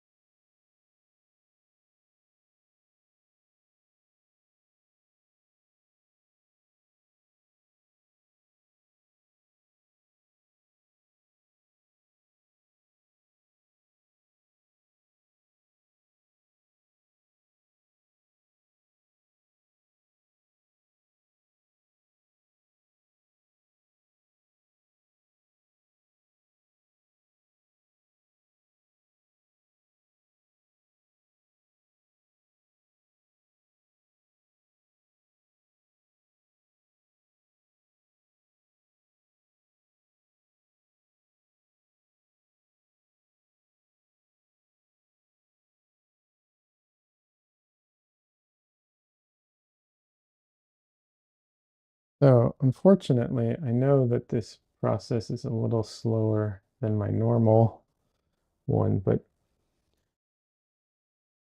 hopefully it's a good trade-off where the end product ends up being the same speed or faster because of the extra time taken to, you know, set everything up. That's the hope, at least.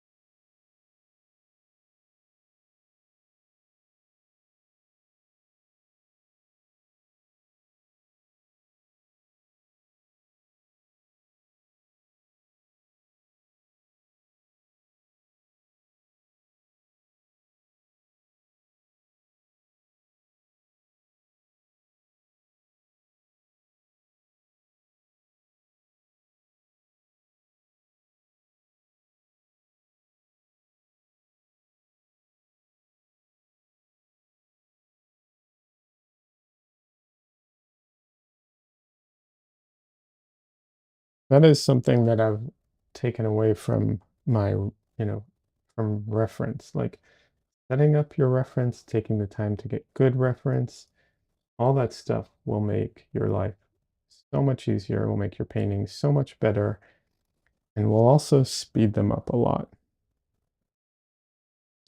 Um, yeah. So, we'll see if the same thing holds true to this part of the process as well. Should to a degree.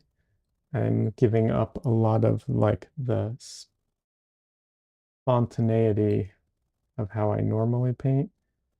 Um, but yeah, I think it'll be a good trade-off. Well, or not. We'll see.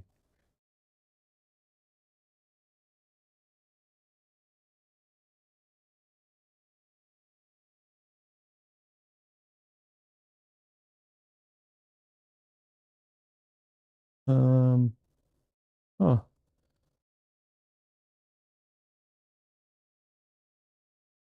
okay.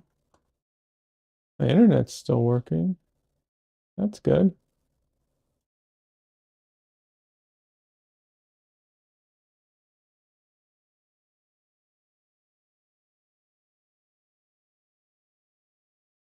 My music stopped and wouldn't continue playing for some reason. I don't know what's going on with that.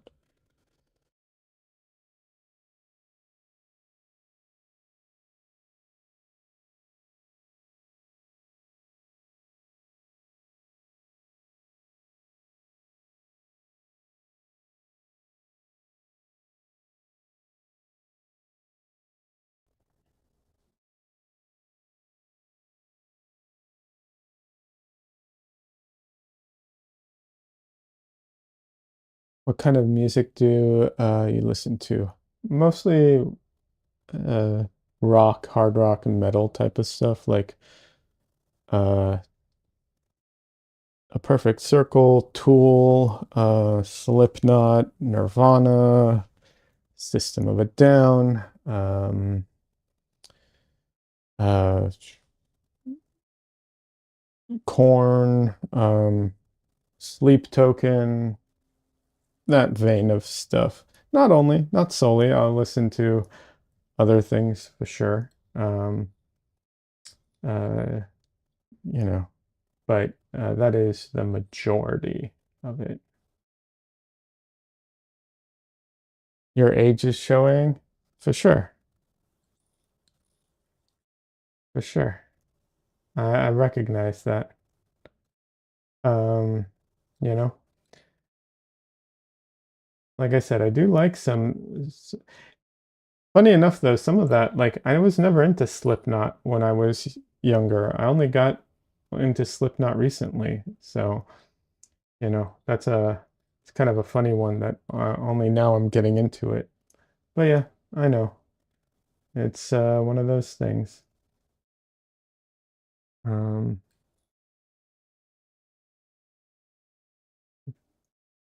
uh, I mean, there are newer bands. I'm listening to, like I said, really like Sleep Token, and then oh, what is this?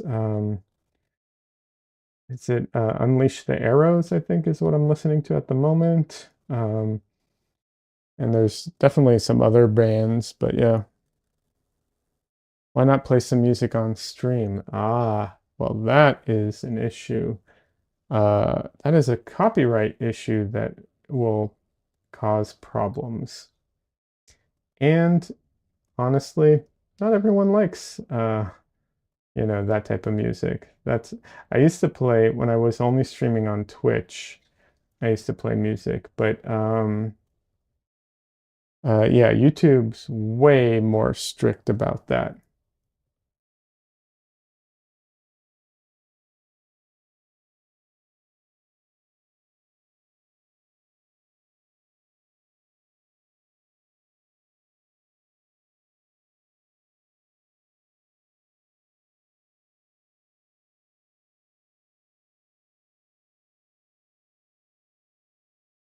But so I figure instead of playing like I thought about playing like,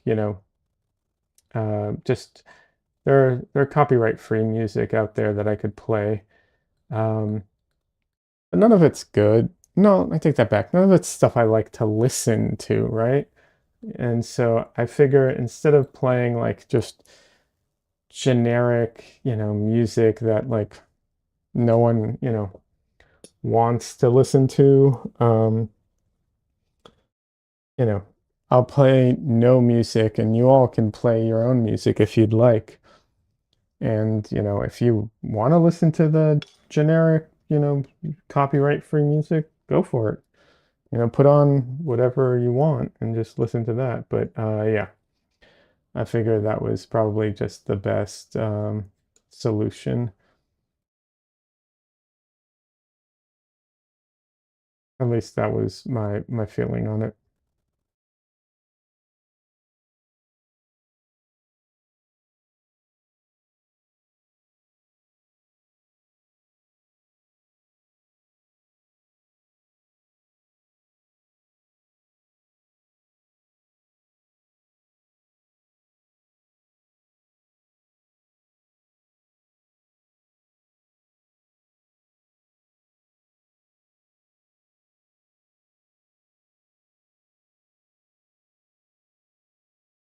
I years and years ago I did a stream on YouTube. I mean, I'm talking like 7+ years ago. I did a stream on YouTube and I wasn't playing any music while I was doing the stream, but I because of my there's a different setting, different setup and everything. Um, my headphones were leaking enough music into the microphone that no one else could hear it, but YouTube could hear it. Um, and I ended up getting like copyright strikes on that video because of that,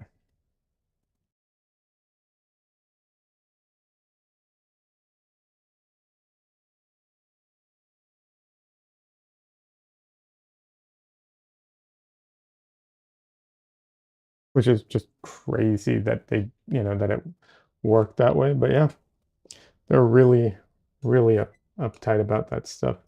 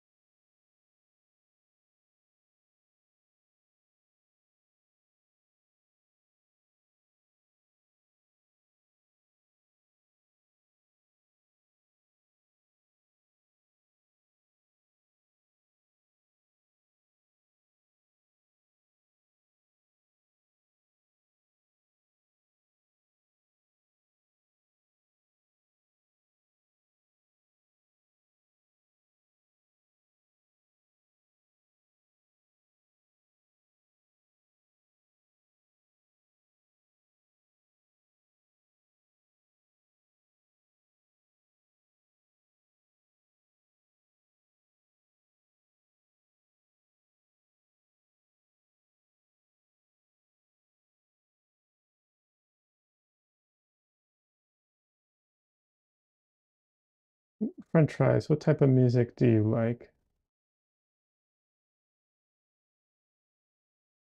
I figure since you asked me, I might as well return the favor.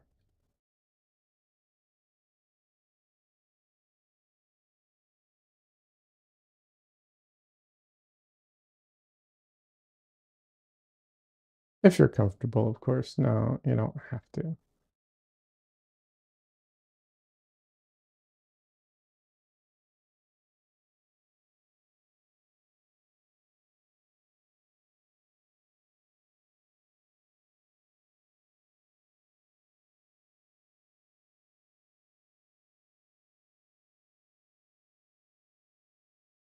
It's only fair. Yeah, but not really. Like it's not about that. I mean, for the fun of it, yeah, but you don't have to.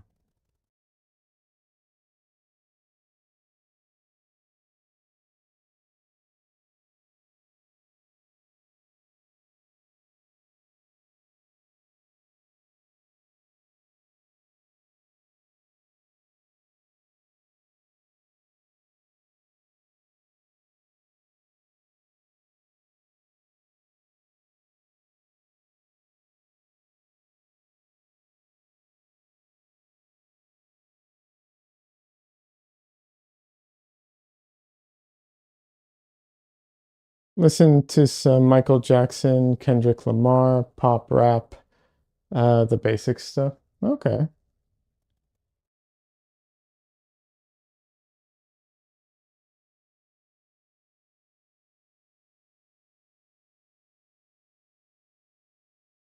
I have listened, like, definitely listened to Michael Jackson before. You know what it is? I think as soon as I became, like, as soon as I got old enough to, um, how can I put this? So as soon as I got old enough to be like on my own and be able to listen to what I wanted and not just whatever people were listening to kind of thing. I could pick the radio station or whatever. And then, when music videos stopped being a thing, I know they still exist, but like, you know, MTV hasn't played music for a long time, or they've focused on other things, and so on. And then, of course, the internet, where you can just find the music you like and just play only that. Um, I definitely have I definitely listen to less and less like mainstream stuff. Um, so newer mainstream stuff, I'm barely familiar with, um, with the exception of some things that Michelle likes that I am forced to listen to sometimes.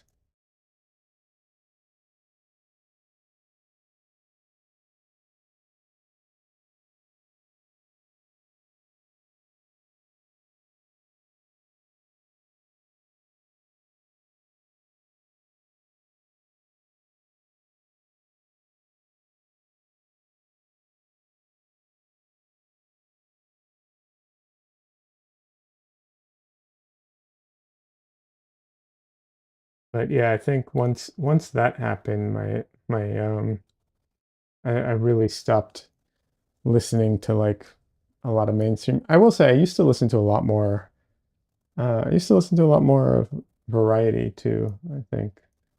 I still do occasionally, like, but yeah, it's definitely like the variety is lessened a bit over the years.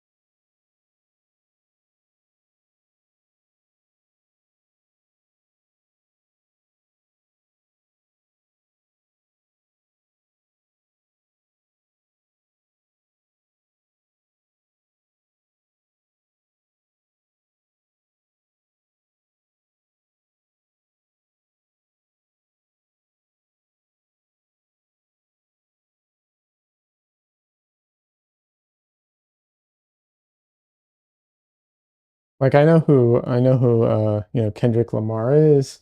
I know who some of them like some other mainstream people are, but I could not name a single song from them. And it's more just out of like I just don't care or listen to it, so I just wouldn't know.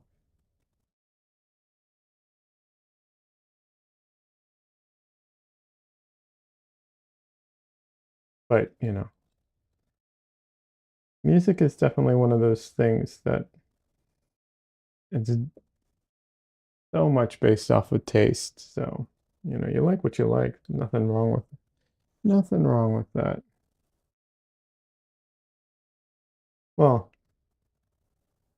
there's a few people I'll judge you if you like them, but generally speaking, there's nothing wrong with liking whoever you like.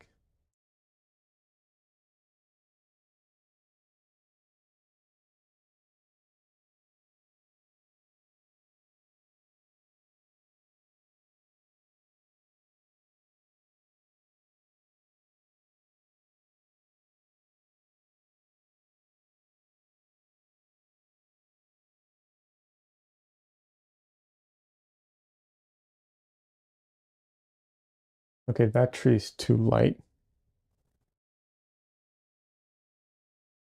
Can we all just agree that country music is trash? I'm going to say no, but here's why.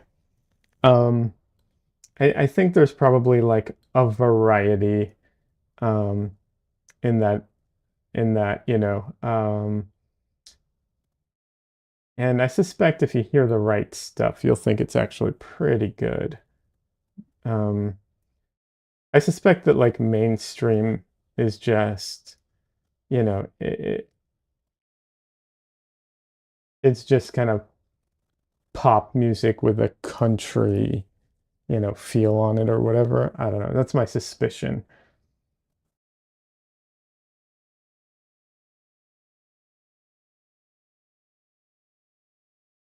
Although I don't have a ton of like history with country music, so maybe I'm wrong.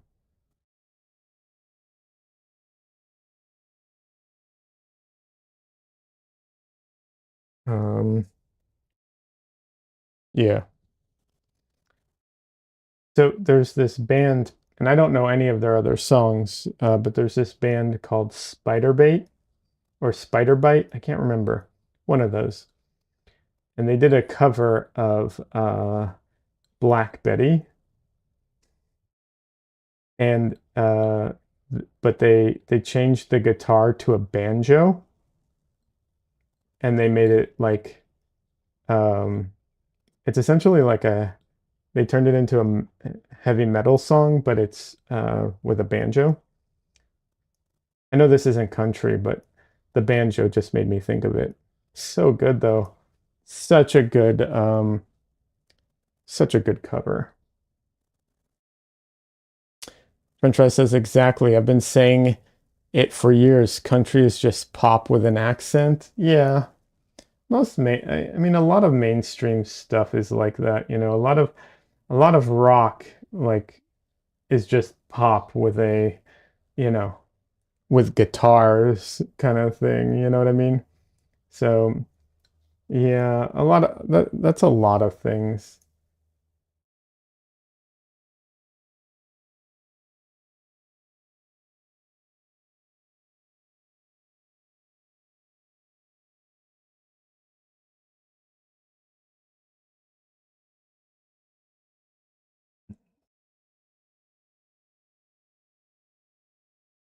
Okay.